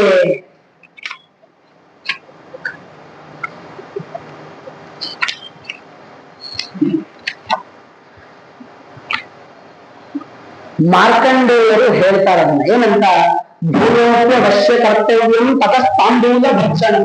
ಅವಶ್ಯವಾಗಿ ಭೋಜನ ಮಾಡಿದ ಮೇಲೆ ತಾಂಬೂಲವನ್ನ ಸ್ವೀಕಾರ ಮಾಡಬೇಕು. ಯಾಕೆ? ಆ ತಾಂಬೂಲದಲ್ಲೂ ಕೂಡ ನಿಯಮಗಳಿವೆ. 1 ಎಲೆ ಇರಬಾರ್ದು, 2 ಎಲೆ ಇರಬಾರ್ದು, 3 ಎಲೆ ಇರಬಾರ್ದು, 4 ಎಲೆ ಇರಬಾರ್ದು, ಕನಿಷ್ಠ ಪಕ್ಷ 5 ಎಲೆ ಇರಬೇಕಂತೆ. ಯಾವಾಗ ದಾನವನ್ನ ಕೊಡಬೇಕಾದ್ರೆ ಕನಿಷ್ಠ ಪಕ್ಷ 5 ಎಲೆ ಇರಬೇಕಂತೆ. ಅದಕ್ಕಿಂತ ಕಡಿಮೆ ದಾನವನ್ನು ಕೊಡುವಂತಹ ಸಂದರ್ಭದಲ್ಲಿ ಕೊಡಬಾರದಂತೆ. ಯಾಕೆ ನೋಡಿ ಹೇಳ್ತಾರೆ, ಅದತ್ವ ದ್ವಿಜ ದೇವೇಭ್ಯೋ ತಾಂಬೂಲಂ ವರ್ಜಯೇತ್ ಬುಧಃ. ಬುಧನು ಕೂಡ ಸ್ವೀಕಾರ ಮಾಡಲ್ವಂತೆ. ವಾಸ್ತವಿಕವಾಗಿ ಬುಧ ತಾಂಬೂಲವನ್ನು ಬಹಳ ಸ್ವೀಕಾರ ಮಾಡುವಂತಹ ವ್ಯಕ್ತಿ. ನಾವು ಒಂದು ವೇಳೆ ದಾನವನ್ನ ಕೊಡಬೇಕಾದ್ರೆ 5ಕ್ಕಿಂತ ಕಡಿಮೆಯಲ್ಲಿ ಇಟ್ಟು ಕೊಟ್ರೆ ಬುಧನೇ ಸ್ವೀಕಾರ ಮಾಡಲ್ಲ ಅಂತಂದ್ರೆ ಇನ್ನು ನಾವ್ಯಾಕೆ ತಗೊಳ್ತೀವಿಲ್ಲ, ನಾವು ತಗೊಳ್ತೀವಿ. ಆದ್ರೆ ಬುಧನಿಗೆ ಹೇಗೆ ಆಶೀರ್ವಾದ ಮಾಡುವ ಅಧಿಕಾರ ಇರುತ್ತೋ ಆ ಅಧಿಕಾರ ನಮ್ಮಲ್ಲಿ ಬರಲ್ಲ. ಯಾಕೆ? 5 ಎಲೆಗಿಂತ ಕಡಿಮೆ ಎಲೆ ಸ್ವೀಕಾರ ಮಾಡಿದಾಗ. ಎಲೆಗೆ ಸಂಸ್ಕೃತದಲ್ಲಿ ನಾಗವಲ್ಲಿ ಅಂತ ಕರೀತಾರೆ. ನಾವೆಲ್ಲ ಗಮನಿಸಿದ ಹಾಗೆ ಎಲೆ ಮಾಡುವ ಕೆಲಸ ಏನು ಅಂದ್ರೆ ಪಚನ ಕ್ರಿಯೆಯನ್ನ ಮಾಡುತ್ತೆ. ತಿಂದ ಭೋಜನವನ್ನ ಪಚನ ಕ್ರಿಯೆ ಮಾಡುತ್ತೆ. ಯಾಕೆ ಮಾಡುತ್ತೆ ನೋಡ್ರಿ, ವೇದದಲ್ಲಿ ಹೇಳ್ತಾರೆ ಏನಂತ, ನಾಗ ಲಾನೆ ಯಥೋ ಜಾಗ ನಾಗದಲ್ಲಿ ಭವಿಷ್ಯತಿ. ನಾಗ ಅಂತಂದ್ರೆ ಆನೆ ಅಂತ. ಸಂಸ್ಕೃತದಲ್ಲಿ ನಾಗ ಅಂದ್ರೆ ಆನೆ ಅಂತ. ಆನೆಗೆ ಯಾಕೆ ನಾಗ ಅಂತ ಕರೀತಾರೆ ಅಂದ್ರೆ ಸೊಂಡಿಲು ಉದ್ದವಾಗಿರೋದಕ್ಕೆ ನಾಗ ಅಂತ ಕರೀತಾರೆ. ಆ ನಾಗನ ಮೇಲಿರುವ ಅಂದ್ರೆ ಸೊಂಡಿಲನ ಮೇಲ್ಭಾಗದಲ್ಲಿರುವ ಹಣೆಯ ಮೇಲಿರುವಂತಹ ಮದಜಲ ಇದೆ ಅಲ್ವಾ, ಅದರಿಂದ ಸೃಷ್ಟಿಯಾದದ್ದು ಎಳೆ. ಆದ್ದರಿಂದ ಮದಜಲ ಅನ್ನೋದು ದೇಹದಲ್ಲಿರುವ ಎಲ್ಲವನ್ನೂ ಕೂಡ ಪಚನ ಮಾಡುವ ಶಕ್ತಿ ಇದೆ. ಭೋಜನ ಮಾಡಿದ ಮೇಲೆ ಯಾಕೆ ತಗೊಳ್ಬೇಕು ನಾಗವಲ್ಲಿ ಅಂದ್ರೆ ಎಳೆ? ಯಾಕೆ ತಗೊಳ್ಬೇಕು? ನಾಗಾಲಾನೋ ಆನೆಯ ಕುಂಭಸ್ಥಳದಿಂದ ಬಂದಿರುವ ಮದಜಲದಿಂದ ಸೃಷ್ಟಿಯಾದದ್ದು ಆ ಎಲೆ. ಆದ್ದರಿಂದ ಅದಕ್ಕೆ ನಾಗವೇಣಿ ಅಂತ ಹೆಸರು ಬಂತು. ಅದನ್ನ ಸ್ವೀಕಾರ ಮಾಡೋದ್ರಿಂದ ಪತನ ಕ್ರಿಯೆ ಅನ್ನೋದು ತುಂಬಾ ಸುಲಭವಾಗಿ ಆಗುತ್ತೆ. ಇನ್ನು ವಿಶೇಷವಾಗಿ ತಾಂಬೂಲದ ವಿಚಾರದಲ್ಲಿ ಹೇಳಬೇಕಾದ್ರೆ, ದಾನವನ್ನ ಕೊಡಬೇಕಾದ್ರೆ ಶ್ಲೋಕ ಹೇಳ್ತಾರೆ ಏನಂತ, ಏಕಪರ್ಣಂ ದ್ವಿಪರ್ಣಂ ವಾ ತ್ರಿಪರ್ಣಂ ನ ಕದಾಚನ ರಿಪೂಣಾಮಪಿ ದಾತವ್ಯಂ ಷಟ್ಪರ್ಣಂತು ಪ್ರಯತ್ನತಃ. ನೋಡ್ರಿ, ಒಂದು ಎಲೆಯನ್ನ ಕೊಡಲೇಬಾರ, ಎರಡು ಎಲೆನೂ ಕೊಡಬಾರ್ದು. ಅವಶ್ಯಕತೆ ಇಲ್ಲಪ್ಪ ನನ್ನ ಹತ್ರ ಇಲ್ಲ ಅಂದ್ರೆ ಎರಡು ಎಲೆಗೆ ಪ್ರಾಶಸ್ತ್ಯ ಬರುತ್ತೆ. ಮೂರಂತೂ ಕೊಡಬಾರ್ದು, ನಮಗ್ ಗೊತ್ತಿದೆ. ಮೂರನ್ನೋದು ಅರಿಷ್ಟ ಅನ್ನೋ ಶಬ್ದ ನಮಗ್ ಗೊತ್ತಿದೆ, ಕೊಡ್ಲೇಬಾರ್ದು. ಹಾಗಾದ್ರೆ ರಿಪೂಣಾಮಪಿ ದಾತವ್ಯಂ, ಬ್ರಾಹ್ಮಣರಿಗೆ ಎಷ್ಟು ಎಲೆಯನ್ನ ಕೊಡಬೇಕು? ಷಟ್ಪರ್ಣಂತು ಪ್ರಯತ್ನತಃ, ಕೊನೆಯ ಪಕ್ಷ ಆರಿಗೆ ಹತ್ತಿರವಾದರೂ ಆಗಿರಬೇಕು. ಆರಿಗೆ ಹತ್ತಿರ ಅಂದ್ರೆ 5, ಕೊನೆಯ ಪಕ್ಷ 5 ಎಲೆಯಾದರೂ ಕೂಡ ದಾನವನ್ನಾಗಿ ಕೊಡಬೇಕು ಅಂತ ಹೇಳ್ತಾರೆ. 4ಕ್ಕಿಂತಲೂ ಕೂಡ ಹೆಚ್ಚು. ಯಾಕೆ? ಯನ್ಮುಖಂ ವೇದ ವಿಭ್ರಷ್ಟಂ ತಾಂಬೂಲ ರಸವರ್ಜಿತಂ ಸುಭಾಷಿತ ಪರಿಭ್ರಷ್ಟಂ ತನ್ಮುಖಂ ವಿಲಮಿಚ್ಯತೆ. ಈ ತಾಂಬೂಲ ಅನ್ನೋದು ಸುಮ್ಮನೆ ಬರೀ ಎಲೆ ಹಾಕೊಂಡ್ರೆ ಪಚನ ಕ್ರಿಯೆ ಆಗಲ್ಲ. ಎಲೆ ಜೊತೆಗೆ ಅಡಿಕೆ ಇರಬೇಕು, ಸುಣ್ಣನೂ ಇರಬೇಕು. ಈ 3 ದ್ರವ್ಯ ಸೇರಿದರೆ ಮಾತ್ರ ಪಚನ ಕ್ರಿಯೆ ಅನ್ನೋದು ಉತ್ತಮವಾಗಿ ಆಗುತ್ತೆ. ಈ ರೀತಿಯಾಗಿ ತಾಂಬೂಲಕ್ಕೂ ಕೂಡ ವಿಶೇಷವಾಗಿರುವಂತಹ ವಿಷಯವನ್ನ ಹೇಳಿದ್ದಾರೆ ನಿತ್ಯ ಕರ್ಮದಲ್ಲಿ. ಇನ್ನು ಆವಾಗಲೇ ನಾನು ಹೇಳಿದೆ, ಮಲಗಬೇಕಾದ್ರೆ ಎಡಭಾಗದಲ್ಲಿ ಮಲಗಬೇಕು, ಏಳಬೇಕಾದ್ರೆ ಬಲಭಾಗದಲ್ಲಿ ಏಳಬೇಕು. ಯಾಕೆ ನೋಡ್ರಿ, ಶ್ಲೋಕ ಹೇಳ್ತಾರೆ,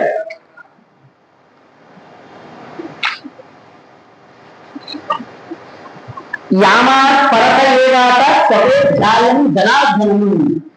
ಯಾಮ ಭಾಗದಿಂದ, ಯಾಮ ಅಂದ್ರೆ ಎಡಭಾಗದಿಂದ ಜನಾರ್ದನನ ಸ್ಮರಣೆಯನ್ನ ಮಾಡ್ತಾ ಮಲಗಬೇಕಂತೆ. ಮಲಗಬೇಕಾದ್ರೆ ಎಲ್ಲಿ ತಲೆ ಹಾಕಬೇಕು? ಉತ್ತರ ಭಾಗಕ್ಕೆ ತಲೆ ಹಾಕಬಾರದು ಅಂತ. ಯಾಕೆ? ಶಾಸ್ತ್ರ ಹೇಳುತ್ತೆ, ನ ಕದಾಚಿತ್ ಉದಿಕ್ಷಿರಾಹ, ಉತ್ತರ ಭಾಗಕ್ಕೆ ಯಾವುದೇ ಕಾರಣಕ್ಕೂ ಕೂಡ ತಲೆಯನ್ನ ಹಾಕಬಾರದು ಅಂತ ಭಾರ್ಗವ ಋಷಿಗಳು ಹೇಳ್ತಾರೆ. ಯಾಕೆ? ಉತ್ತರ ಭಾಗದಲ್ಲಿರುವಂತಹ ಧ್ರುವರಾಯನ ಶಕ್ತಿ ಬಹಳ ಇರುತ್ತೆ. ಅದು ನಮ್ಮ ತಲೆಯ ಮೇಲೆ ಎಳಿತಾ ನಮ್ಮ ತಲೆಯಲ್ಲಿರುವ ಶಕ್ತಿಯನ್ನ, ಅಂದ್ರೆ ವಿದ್ಯೆ ಎಂಬ ಶಕ್ತಿಯನ್ನ ಕಡಿಮೆ ಮಾಡುತ್ತೆ. ಅದಕ್ಕೋಸ್ಕರ ಉತ್ತರ ಭಾಗದಲ್ಲಿ ತಲೆ ಹಾಕಿ ಮಲಗಬಾರದು. ಹಾಗಾದ್ರೆ ಮಕ್ಕಳಿಗಾದ್ರೆ ಇದನ್ನೆಲ್ಲ ಹೇಳಿ ಹೆಂಗ್ ಅರ್ಥ ಆಗುತ್ತೆ? ಮಕ್ಕಳಿಗೆ ಹೇಳಿದ್ರೆ ಮಾತ್ರ ಅವ್ರ ಕಥೆ ಇದ್ದೇ ಇಲ್ಲಪ್ಪ. ಆನೆ ತಲೆನ ಹೇಗೆ ಆನೆ ತಲೆ ಕಡೆದು ಗಣಪತಿಯನ್ನ ಮಾಡುತ್ತಾರೆ, ಅದಕ್ಕೋಸ್ಕರ ತಲೆ ಕಡೆಯುವ ಪ್ರಸಂಗ ಬರುತ್ತೆ. ಅದಕ್ಕೋಸ್ಕರ ಉತ್ತರ ಭಾಗದಲ್ಲಿ ತಲೆ ಮಾಡಬಾರದು. ಮಲಗಬೇಕಾದ್ರೆ ಎಡಭಾಗದಿಂದ ಮಲಗಿ, ಏಳಬೇಕಾದ್ರೆ ಬಲಭಾಗದಿಂದ ಏಳಬೇಕು. ಹಾಗೆ ಮಲಗಿದಾಗಲೂ ಕೂಡ ಭಗವಂತನಲ್ಲಿ ಪ್ರಾರ್ಥನೆ ಮಾಡಬೇಕು. ಏನಂತ?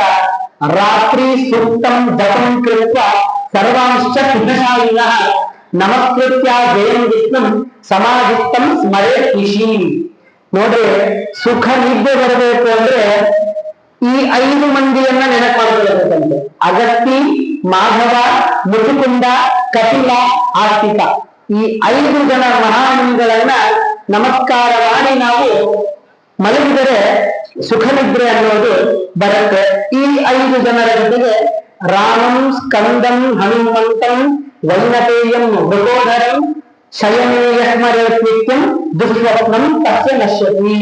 ಕೆಟ್ಟ ಕನಸುಗಳು ಬೀಳ್ತಾವೆ ಅನ್ನುವಂತಹ ಪ್ರಸಂಗದಲ್ಲಿ ರಾಮನನ್ನ, ಹನುಮಂತನನ್ನ, ಸ್ಕಂದನನ್ನ, ವೈನತೇಯನನ್ನ ಮತ್ತು ಮೃಗೋಧರ ಅಂದ್ರೆ ಭೀಮನನ್ನ ಸ್ಮರಣೆ ಮಾಡುವುದರ ಮೂಲಕ ರಾತ್ರಿ ನಿದ್ರೆಯನ್ನ ಆರಂಭಿಸಬೇಕಂತೆ. ಇಲ್ಲ ಅಂತಂದ್ರೆ ದುಸ್ವಪ್ನ ಅನ್ನೋದು ಬಂದೇ ಬರುತ್ತೆ. ಇನ್ನು ಒಂದೊಂದು ಕಾಲದಲ್ಲಿ ದೇವರ ಸ್ಮರಣೆಯನ್ನ ಮಾಡಬೇಕು ಅಂತಿದೆ. ಹಾಗಾದ್ರೆ ಮಲಗುವಾಗ ಯಾವ ದೇವರ ಸ್ಮರಣೆಯನ್ನ ಮಾಡಬೇಕು ಅಂದ್ರೆ ಮಾಧವಾಯ ನಮಃ ಎಂಬುದಾಗಿ ಹೇಳುವುದರ ಮೂಲಕ ಮಲಗಬೇಕಂತೆ. ಯಾಕೆ? ಶಾಸ್ತ್ರ ಹೇಳಿಸ್ಕೊಡ್ರಿ, ಶಯಾನಂ ಪಾತು ಮಾಧವ, ಮಲಗಿದಾಗ ನಮ್ಮನ್ನ ಕಾಪಾಡುವವನೇ ಮಾಧವ. ಆದ್ದರಿಂದ ಮಲಗಬೇಕಾದ್ರೆ ಮಾಧವನ ಸ್ಮರಣೆಯನ್ನ ಮಾಡಿ ಮಲಗಬೇಕು. ಇನ್ನು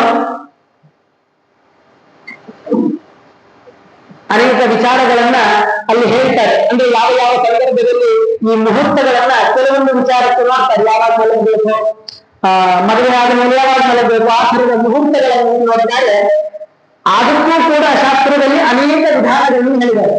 ದಿನತ್ರಯ ಆಗಿರಬಾರ್ದು, ಹುಣ್ಣಿಮೆ ಆಗಿರಬಾರ್ದು, ಅಮಾವಾಸ್ಯೆ ಆಗಿರಬಾರ್ದು, ಸಂಕ್ರಾಂತಿಯ ಚತುರ್ದಶಿ ಆಗಿರಬಾರ್ದು, ಮತ್ತೆ ಆ ದಿನ ವ್ಯತಿಪಾತ ದಿನ ಆಗಿರಬಾರ್ದು, ಮತ್ತು ನಮ್ಮ ಮನೆಯ ಯಾರದ್ದು ಕೂಡ ಶ್ರಾದ್ದ ದಿನ ಆಗಿರಬಾರ್ದು ಅಂತ ಅನೇಕ ವಿಚಾರಗಳನ್ನ ಹೇಳ್ತಾರೆ. ಮಲಗುವಾಗ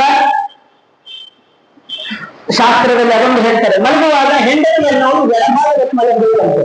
ಯಾಕೆ ಅಂದ್ರೆ ಹೆಂಡತಿಗೆ ಹೆಸರೇ ವಾಮಾಂಗಿ ಅಂತ. ಅರ್ಧಾಂಗಿ ಹೌದು, ಅರ್ಧ ಅಂದ್ರೆ ಯಾವ ಕಡೆ ಅರ್ಧ? ಬಲಗಡೆ ಅರ್ಧ, ಎಡಗಡೆ ಅರ್ಧ ಅಂದ್ರೆ ಎಡಗಡೆಯ ಅರ್ಧ. ಅದಕ್ಕೆ ನಾವು ಶಿವಪಾರ್ವತಿಯರ ರೂಪವನ್ನು ನೋಡಬೇಕಾದ್ರೆ ಬಲಭಾಗದಲ್ಲಿ ಶಿವನ ರೂಪ ಇರುತ್ತೆ, ಎಡಭಾಗದಲ್ಲಿ ಪಾರ್ವತಿಯ ರೂಪ ಇರುತ್ತೆ. ಯಾಕೆಂದ್ರೆ ಹೆಂಡತಿಯನ್ನೋಳು ವಾಮಾಂಗಿ, ಎಡಭಾಗದಲ್ಲಿರುವಂತಹ ಅರ್ಧಾಂಗಿಯವರು ಅಂತ. ಅದಕ್ಕೋಸ್ಕರ ಮಲಗಬೇಕಾದ್ರೆ ಹೆಂಡತಿಯನ್ನು ಎಡಭಾಗದಲ್ಲಿ ಮಲಗಿದ್ರೆ ರಾತ್ರಿ ಯಾವುದೇ ರೀತಿಯಾದಂತಹ ದುಸ್ವಪ್ನಗಳು ಬರುವುದಿಲ್ಲ ಅಂತ ಹೇಳ್ತಾರೆ. ಅದರ ಜೊತೆಗೆ ಇನ್ನೇನ್ ರಾತ್ರಿ ಮಲ್ಕೊಂಡಾಗ ಕೆಲವೊಂದು ಭಯ ಆಗುತ್ತೆ. ಆ ಎಚ್ಚರವಾಗಬಾರದು ಅಂತಂದ್ರೆ, ಎಚ್ಚರವಾದಾಗಲೂ ಹರಸ್ಮರಣೆ ಇರಬೇಕು. ಎಚ್ಚರವಾಗಬಾರದು ಅಂದ್ರೆ ಅಂತರಾಲು ಕಥೋ ಬುದ್ಧಿಯ ಸ್ಮರೇ ಬಹುಶೋ ಹರಿ, ಆ ಹರಿಯನ್ನ ಸದಾ ಕಾಲ ಸ್ಮರಣೆಯನ್ನ ಮಾಡ್ತಾ ನಿದ್ರೆಯನ್ನ ಮಾಡಬೇಕಂತೆ. ಹೀಗೆ ನಿತ್ಯ ಕರ್ಮಗಳಲ್ಲಿ ಅನೇಕ ಕರ್ಮಗಳನ್ನ ನಾವು ಪ್ರತಿನಿತ್ಯ ಮಾಡಬೇಕು. ನಮಗೆ ಯಾವುದೂ ಕೂಡ ಮಾಡ್ಲಿಕ್ಕೆ ಸಾಧ್ಯವೇ ಇಲ್ಲ. ಯಾಕೆಂದ್ರೆ ಆಚಾರ್ಯ ದರ್ಪಣದಲ್ಲಿ ಅಂದ್ರೆ ಆಚಾರ್ಯ ಮಧ್ಯರು ಹೇಳಿರುವಂತಹ ವಿಷಯಗಳನ್ನ ನೋಡ್ತಾ ಹೋದ್ರೆ ಪ್ರತಿನಿತ್ಯ ಬೇರೆ ಕೆಲಸ ಮಾಡೋದಿಲ್ಲ, ಹೇಳಿರುವ ಕರ್ಮಗಳನ್ನೇ ಮಾಡ್ಲಿಕ್ಕಾಗಲ್ಲ. ಅಷ್ಟು ಕರ್ಮಗಳನ್ನ ವಾಸ್ತವಿಕವಾಗಿ ಶಾಸ್ತ್ರ ಹೇಳುತ್ತೆ. ಇವೆಲ್ಲವನ್ನೂ ಮಾಡ್ಲಿಕ್ಕಾಗಲ್ಲ. ಮಾಡಬೇಕಾದಂತಹ ನಿತ್ಯ ಕರ್ಮಗಳಲ್ಲಿ ಬಹು ಪ್ರಸಿದ್ಧವಾದದ್ದು ಎದ್ದ ಮೇಲೆ ದೇವರ ಸ್ಮರಣೆ, ಯಾರ ಪ್ರಾರ್ಥನೆಯನ್ನ ಮಾಡಬೇಕು, ಹಾಗೆ ಯಾರ ಸ್ಮರಣೆಯನ್ನ ಮಾಡಿಕೊಳ್ಬೇಕು, ಹಾಗೆ ಸ್ನಾನವನ್ನ ಮಾಡಬೇಕಾದ್ರೆ ಯಾರ ಸ್ಮರಣೆಯನ್ನ ಮಾಡಿ ಸ್ನಾನ ಮಾಡಬೇಕು, ನಂತರ ಸ್ನಾನವಾದ ಮೇಲೆ ಗೋಪೀಚಂದನ ಧಾರಣೆಗಳನ್ನ ಯಾಕೆ ಮಾಡಬೇಕು, ತದನಂತರ ವೈಷ್ಣವ ಮುದ್ರೆಗಳು ಅಂದ್ರೆ ಸಂತ ಚಕ್ರ ಗದಾಗಳನ್ನ ಯಾಕೆ ಯಾವುದನ್ನ ಧಾರಣೆ ಮಾಡಬೇಕು, ಹಾಗೆ ಸಂಧ್ಯಾವಂದನಗಳ ಮಹತ್ವ ಯಾಕೆ ಹೇಳಿದ್ರು ಅಂತಂದ್ರೆ ಸಂಧ್ಯಾವಂದನೆ ಮಾಡೋದ್ರಿಂದ ಏನು ಫಲ ಇದೆ ಅನ್ನೋದನ್ನ, ಇದರ ಜೊತೆಗೆ ದೇವರ ಪೂಜೆ ಮಾಡಿದ ನಂತರ ದೇವರ ಪೂಜೆಗೆ ಅರ್ಪಿಸಿದ ನೈವೇದ್ಯವನ್ನೇ ಸ್ವೀಕಾರ ಮಾಡಬೇಕು. ಹೊರತು ಬೇರೆ ಯಾವ ನೈವೇದ್ಯ ಆಗದೇ ಇರುವ ಯಾವ ವಸ್ತುವನ್ನು ಕೂಡ ಸ್ವೀಕಾರ ಮಾಡಬಾರ್ದು. ಯಾಕೆ ಅಂದ್ರೆ ನೈವೇದ್ಯ ಆಗದೇ ಇರುವಂತಹ ಏನೊಂದು ಪದಾರ್ಥ ಇದೆ, ಮಾಡಿರುವ ವ್ಯಕ್ತಿ ಯಾವ ದುರುದ್ದೇಶ ಇಟ್ಕೊಂಡು ಮಾಡಿರ್ತಾನೋ ಆ ದುರುದ್ದೇಶ ನಮ್ಮಲ್ಲೂ ಕೂಡ ಬರುತ್ತೆ ಅನ್ನುವ ಒಂದು ಕಾರಣಕ್ಕೆ ನಿತ್ಯ ಕರ್ಮದಲ್ಲಿ ದೇವರ ನೈವೇದ್ಯಕ್ಕೂ ಕೂಡ ಮಹತ್ವವನ್ನ ಕೊಟ್ಟಿದ್ದಾರೆ. ಜೊತೆಗೆ ತಾಂಬೂಲಕ್ಕೂ ಕೂಡ ಮಹತ್ವವನ್ನ ಕೊಟ್ಟಿದ್ದಾರೆ. ಯಾಕೆ? ಪಚನ ಕ್ರಿಯೆಗಳು ಸರಿಯಾಗಬೇಕು ಅಂತ ಹೇಳಿ. ಇದು ಒಂದೇ ಕಾರಣ ಅಲ್ಲ, ಪಚನ ಕ್ರಿಯೆ ಒಂದೇ ಸ್ವಚ್ಛವಾಗಬೇಕು ಹೊಟ್ಟೆ ಅನ್ನೋದು ಮಾತ್ರ ಅಲ್ಲ, ಹೊರತು ತಾಂಬೂಲಕ್ಕೆ ಯಾಕೆ ಮಹತ್ವ ಕೊಟ್ಟಿದ್ದಾರೆ ಅಂದ್ರೆ ತಾಂಬೂಲವನ್ನ ಕೊಡಬೇಕಾದ್ರೆ ಯಾವ ಉದ್ದೇಶ ಇಟ್ಕೊಂಡು ಕೊಡಬೇಕು ಅನ್ನೋ ಒಂದು ಉದ್ದೇಶವನ್ನ ಇಟ್ಕೊಂಡು ಕೂಡ ಹೇಳಿದ್ದಾರೆ. ನಾವು ತಾಂಬೂಲವನ್ನ ಕೊಡಬೇಕಾದ್ರೆ ಮತ್ತೆ ಹೇಳ್ತೀವಿ, ತಾಂಬೂಲಂ ಶ್ರೀಕರಂ ಭದ್ರಂ ವಿಷ್ಣೋ ಪ್ರೀತಿಕರಂ ಶುಭಂ ತಸ್ಮಾತ್ ಅಸ್ಯ ಪ್ರದಾನೇನ ಅತಃ ಶಾಂತಿಂ ಪ್ರಯಚ್ಛಮೆ ಅಂತ. ಅಂದ್ರೆ ದಾನವನ್ನು ಕೊಡಬೇಕಾದ್ರೆ ಹೇಳ್ತೀವಿ ನಾವು, ತಾಂಬೂಲಂ ಶ್ರೀಕರಂ ಭದ್ರಂ, ಶ್ರೀಕರ ರೂಪಿ ಪರಮಾತ್ಮನಾಗಿರುವಂತಹ ಅವನು ಭದ್ರವಾಗಿ ಅಂದ್ರೆ ಯಾವುದೇ ರೀತಿಯಾದಂತಹ ಅಡಚಣೆಗಳಿಂದ ವಿಷ್ಣೋ ಪ್ರೀತಿಕರಂ ಶುಭಂ, ವಿಷ್ಣುವಿನ ಕೈಯಿಂದ ಬರುವಂತಹ ಅನುಗ್ರಹ, ವಿಷ್ಣೋ ಪ್ರೀತಿಕರಂ ಶುಭಂ ತಸ್ಮಾತ್ ಅಸ್ಯ ಪ್ರಧಾನೇನ, ಎದುರಿಗೆ ಇರುವಂತಹ ವ್ಯಕ್ತಿಗೆ ಕೊಡೋದ್ರಿಂದ ಶಾಂತಿ ಪ್ರಯತ್ನ, ನನ್ನ ಮನಸ್ಸಿಗೆ ಶಾಂತಿ ಅನ್ನೋದು ತಂದು ಕೊಡುವ ಹಾಗೆ ಮಾಡಲಿ ಅಂತ ಹೇಳಿ ಭಗವಂತನಲ್ಲಿ ಶ್ರೀಕರ ರೂಪಿಯಾಗಿರುವಂತಹ ಭಗವಂತನಲ್ಲಿ ಪ್ರಾರ್ಥನೆ ಮಾಡಿ ತಾಂಬೂಲವನ್ನ ದಾನ ಮಾಡಬೇಕು ಅನ್ನುವ ಉದ್ದೇಶವನ್ನು ಕೂಡ ಸ್ಪಷ್ಟವಾಗಿ ನಿತ್ಯ ಕರ್ಮದಲ್ಲಿ ಹೇಳ್ತಾರೆ. ನಿತ್ಯ ಕರ್ಮದ ಮಹತ್ವವನ್ನ ನಾವು ಎಷ್ಟು ಹೇಳಿದ್ರು ಅಂದ್ರೆ ಅನೇಕ ವಿಷಯಗಳಿದೆ, ಹೇಳ್ತಾ ಹೋದ್ರೆ ಅನೇಕ ಕಥೆಗಳು ಬರ್ತಾ ಹೋಗ್ತವೆ. ಒಬ್ಬೊಬ್ಬರ ರೀತಿಯಲ್ಲಿ ಒಂದೊಂದು ಕಥೆ, ಈಗ ಬಂದಿರೋ ಹಾಗೆ ಬ್ರಾಹ್ಮಣನ ಕಥೆಯಾಗಲಿ, ನರಮಹಾರಾಜನ ಕಥೆಯಾಗಲಿ, ಹೀಗೆ ಅನೇಕ ಕಥೆಗಳು ಬರ್ತಾ ಹೋಗ್ತವೆ. ಆದರೆ ನಾವು ಪ್ರತಿನಿತ್ಯ ಮಾಡುವಂತಹ ಕರ್ಮಗಳು, ವಿಶೇಷವಾಗಿ ಸಂಧ್ಯಾವಂದನೆ, ದೇವರ ಪೂಜೆ, ಪುರುಷರಲ್ಲಾದ್ರೆ ಸ್ತ್ರೀಯರು ಕೂಡ ಇನ್ನೊಂದು ವಿಶೇಷ ಏನಂದ್ರೆ ಸ್ತ್ರೀಯರು ಕೂಡ ಗೋಪೀಚಂದನ ಧಾರಣೆಯನ್ನ ಮಾಡಬಹುದು ಅಂತ ಶಾಸ್ತ್ರ ಹೇಳಿದೆ. ಶಾಸ್ತ್ರದಲ್ಲಿ ಮಾತು ಸ್ಪಷ್ಟವಾಗಿದೆ. ಏನಂತಂದ್ರೆ ಗೋಪೀಚಂದನ ನಾಮವನ್ನ ಧಾರಣೆ ಮಾಡಬೇಕು, ಆದರೆ ದ್ವಾದಶ ನಾಮ ಆಗುತ್ತೆ. ಗೋಪೀಚಂದನವನ್ನೇ ಧಾರಣೆ ಮಾಡಬೇಕು, ವೈಷ್ಣವತ್ವ ಇರುವಂತಹ ಶಂಖಚಕ್ರ ಗದಾಗಳನ್ನು ಕೂಡ ಧಾರಣೆ ಹೆಣ್ಣು ಮಕ್ಕಳು ಕೂಡ ಮಾಡಬಹುದು ಅನ್ನೋದು ಶಾಸ್ತ್ರದಲ್ಲಿ ಸ್ಪಷ್ಟವಾಗಿ ಹೇಳ್ತಾರೆ. ಜೊತೆಗೆ ಇನ್ನೊಂದು ಹೊಸ ವಿಷಯ ಇವತ್ತು ಹೇಳಿದ ಹಾಗೆ ಜಂಗಾರವನ್ನ ಮಾಲಾಕಾರವನ್ನಾಗಿ ಮಾಡಿಕೊಂಡು ಹಿಂಬದಿಯ ಮೂಲಕ ಹಾಕಿಕೊಂಡರೆ ಮಾತ್ರ ಆ ಜಂಗಾರದಲ್ಲಿರುವ ಪಾವಿತ್ರ್ಯ ಅನ್ನೋದು ಉಳಿಯುತ್ತೆ ಅನ್ನೋದು ಶಾಸ್ತ್ರದಲ್ಲಿ ಸ್ಪಷ್ಟವಾಗಿ ವೇದ ವಾಕ್ಯದ ಮೂಲಕ ತಿಳಿದಿದ್ದಾರೆ. ಈ ರೀತಿಯಾದಂತಹ ನಿತ್ಯ ಕರ್ಮಗಳನ್ನ ಪ್ರತಿನಿತ್ಯವೂ ಕೂಡ ಎಲ್ಲರೂ ಮಾಡಬೇಕು. ಹೆಣ್ಣು ಮಕ್ಕಳಿಗೆ ಸಂಧ್ಯಾ ವಂದನೆ ಇಲ್ಲ ಅಂತಂದ್ರೆ ಏನ್ ಮಾಡಬೇಕು ಅಂತಂದ್ರೆ, ಹೆಣ್ಣು ಮಕ್ಕಳು ಹರಿಕಥಾಮೃತ ಸಾರ ಇದೆ, ಅನೇಕ ವಿಚಾರಗಳಿದೆ. ಲಕ್ಷ್ಮೀ ಶೋಭಾವನ್ನ ದೊಡ್ಡ ಪ್ರತಿನಿತ್ಯ ಹೇಳಿದೆ ಧರ್ಮಕ್ಕೆ. ಯಾಕೆಂದ್ರೆ ಲಕ್ಷ್ಮಿಯ ಪಾವಿತ್ರ್ಯತೆ ಅನ್ನೋದು ನಮ್ಮ ದೇಹದಲ್ಲಿ ಬರಲಿಕ್ಕೆ ಶುರುವಾಗುತ್ತೆ. ಲಕ್ಷ್ಮಿಯ ದೇವಿಯ ಪಾವಿತ್ರ್ಯ ಅನ್ನೋದು ಏನು ಅಂತಂದ್ರೆ, ನಾರಾಯಣನಿಗೆ ಯಾವತ್ತೂ ಕೂಡ ಕಾಲಿಲ್ಲ. ನಾವು ಪ್ರತಿನಿತ್ಯ ಸಂತೋಷದಿಂದ ಬದುಕಬೇಕು ಅಂದ್ರೆ ನನ್ನ ಯಜಮಾನ ಗಟ್ಟಿಯಾಗಿರ್ಬೇಕು. ಇದು ಹುಟ್ಟಿರುವ ಮಹಿಳೆಯಾಗಿರುವ ಹೆಣ್ಣಿನ ಶಕ್ತಿ. ಇದು ಬರಬೇಕು ಅಂದ್ರೆ ಪ್ರತಿನಿತ್ಯವೂ ಕೂಡ ಲಕ್ಷ್ಮೀ ಶೋಭಾವನೆಯನ್ನ ಹೇಳಲೇಬೇಕು. ಹಾಗೆ ಹರಿಕಥಾಮೃತ ಸಾರ ಮೊದಲಾದಂತಹ ಅನೇಕ ವಿಷಯಗಳಿವೆ. ಜೊತೆಗೆ ಸ್ತ್ರೀ ಧರ್ಮದಲ್ಲೂ ಕೂಡ ಅನೇಕ ವಿಚಾರಗಳನ್ನ ಹೇಳ್ತಾರೆ. ನಿತ್ಯ ಕರ್ಮಗಳನ್ನ ಸದಾಕಾಲ ಯಾರೂ ಕೂಡ ಯಾವುದೇ ಕಾರಣದಿಂದಲೂ ಕೂಡ ಬಿಡಬಾರದು ಅನ್ನುವ ಉದ್ದೇಶ. ಈ ಕೆಲವೊಮ್ಮೆ ನಮಗೆ ಮೈಲಿಗೆ ಬಂದಿರುತ್ತೆ. ಮೈಲಿಗೆಲ್ಲ ಬಂದಾಗಲೂ ಕೂಡ ಏನಪ್ಪಾ ಹಾಗಾದ್ರೆ ಸಂಧ್ಯಾ ವಂದನೆ ಮಾಡಬಾರ್ದು. ಮೈಲಿಗೆ ಬಂದಾಗ ಸಂಧ್ಯಾ ವಂದನೆ ಮಾಡಬಾರ್ದಲ್ಲ, ಗಾಯತ್ರಿ ಜಪ ಮಾಡಬಾರ್ದು. ಗಾಯತ್ರಿ ಜಪ ವೇದವಂತರನ್ನ ಹೇಳ್ಬಾರ್ದಷ್ಟೇ, ಸಂಧ್ಯಾ ವಂದನೆಯನ್ನ ಬಿಡಬಾರ್ದು. ಹಾಗೆ ತೀರ್ಥಪ್ರಾಶನ ಮಾಡಬಾರ್ದು. ಈ ಎಷ್ಟೇ ಹೇಳಿದ್ದೆ ಹೊರತು ಸಂಧ್ಯಾ ವಂದನೆನೆ. ಈ ಕೆಲವೊಬ್ರು ನಾವು ಓದಿರ್ತೀವಿ, ಮೈಲಿಗೆ ಅಂತ ಬಂದ್ರೆ 15 ದಿನ ಸ್ನಾನನೇ ಮಾಡಲ್ಲ. ಸ್ನಾನ ಅಂದ್ರೆ ಗೋಪೀಚಂದ್ರನ ಧಾರಣೆ ಆಗಿರೋದೇ ಕಾಣಲ್ಲ ದೇಹದಲ್ಲಿ.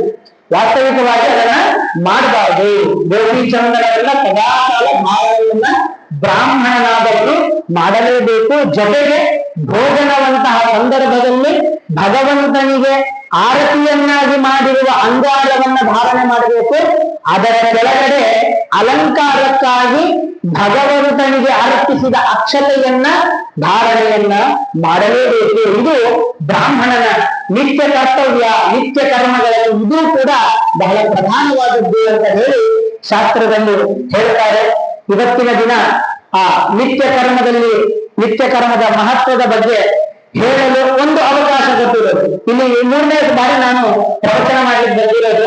ನನಗೆ ಆಚಾರ್ಯರು ಅವರು ಹೇಳಿದಾಗ ಮೊದಲಲ್ಲಿ ಯಾವ ವಿಚಾರದಿಂದ ಮಾಡ್ತೀರಿ ಅಂತ ಹೇಳಿದಾಗ ಯಾವ್ದಾದ್ರು ಹಾಕಿದ್ರು ಪರವಾಗಿಲ್ಲ ಅಂತ ಹೇಳಿದಾಗ ಅವ್ರ ಆಚಾರ್ಯ ಹೇಳಿದ್ರು ನನಗೆ, ಕಾರ್ತಿಕ ಆಚಾರ್ಯ, ಇಲ್ಲ ಆಚಾರ್ಯ ಹಾಗಾದ್ರೆ ನಿತ್ಯ ಕರ್ಮದ ಮಹತ್ವವನ್ನ ಹೇಳಿ.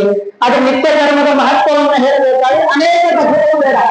ನಿತ್ಯ ಕರ್ಮಗಳನ್ನ ಯಾವುದೇ ಮಾಡಬೇಕು, ಏನೇನು ಮಾಡಬೇಕು ಅಂತ ಅದನ್ನ ಮಾತ್ರ ಹೇಳಿ ಅಂದ್ರು. ನಾನು ಆಲೋಚನೆ ಮಾಡಿ ನೋಡ್ತಾ ಇರಬೇಕಾದ್ರೆ ಹೆಂಗೆ ಪ್ರವಚನ ಮಾಡೋದು? ಬರೀ ನಿತ್ಯ ಕರ್ಮ ಹೇಳಿದ್ರೆ ಯಾರು ಕೂಡ ಕೇಳಿಸ್ಕೊಳ್ಳಲ್ಲ. ದಿನ ಬೆಳಗ್ಗೆ ಹಿಂಗ್ ಮಾಡ್ಬೇಕು ಹಂಗ್ ಮಾಡ್ಬೇಕು ಅಂತ ಹೇಳ್ತಾ ಹೋದಾಗ ಯಾವುದು ಕೂಡ ಕೇಳಿಸ್ಕೊಳ್ಳೋಕ್ಕಾಗಲ್ಲ. ಆದ್ರೆ ಮಾಡಿರುವುದರಿಂದ ಯಾರಾದರೂ ಫಲ ಅನುಭವಿಸಿದ್ದಾರಾ ಅಂತ ಕೇಳಿದಾಗ ಅದನ್ನ ಮಾಡ್ಲಿಕ್ಕೆ ಬಹಳ ಪ್ರಯತ್ನ ಮಾಡ್ತಾರೆ. ಈ ಒಂದು ಉದ್ದೇಶವನ್ನ ಇಟ್ಟುಕೊಂಡು ಇವತ್ತಿನ ದಿನ ನಿತ್ಯ ಕರ್ಮದ ಮಹತ್ವದ ಬಗ್ಗೆ ಪ್ರವಚನವನ್ನ ಮಾಡಲಿಕ್ಕೆ ಅನುಕೂಲ ಮಾಡಿಕೊಟ್ಟಂತಹ ಈ ಯಾಜ್ಞವಲ್ಕ್ಯ ಮಂದಿರದ ಎಲ್ಲ ಶಿಷ್ಯ ವೃಂದಕ್ಕೆ ನಾನು ಕೃತಜ್ಞತೆಗಳನ್ನು ಸಲ್ಲಿಸುತ್ತಾ ನನ್ನ ಮಾತನ್ನ ಭಗವಂತನ ಪಾದದ ಅಡಿಯಲ್ಲಿ ಮಧ್ವಾಚಾರ್ಯರ ಗುರುಗಳ ಅಂತರ್ಯಾಮಿಯಾಗಿರುವ ಪ್ರಾಣನ ಅಂತರ್ಯಾಮಿಯಾಗಿರುವಂತಹ ಆ ಭಗವಂತನಲ್ಲಿ ಅರ್ಪಿಸುತ್ತಾ ಶ್ರೀಕೃಷ್ಣ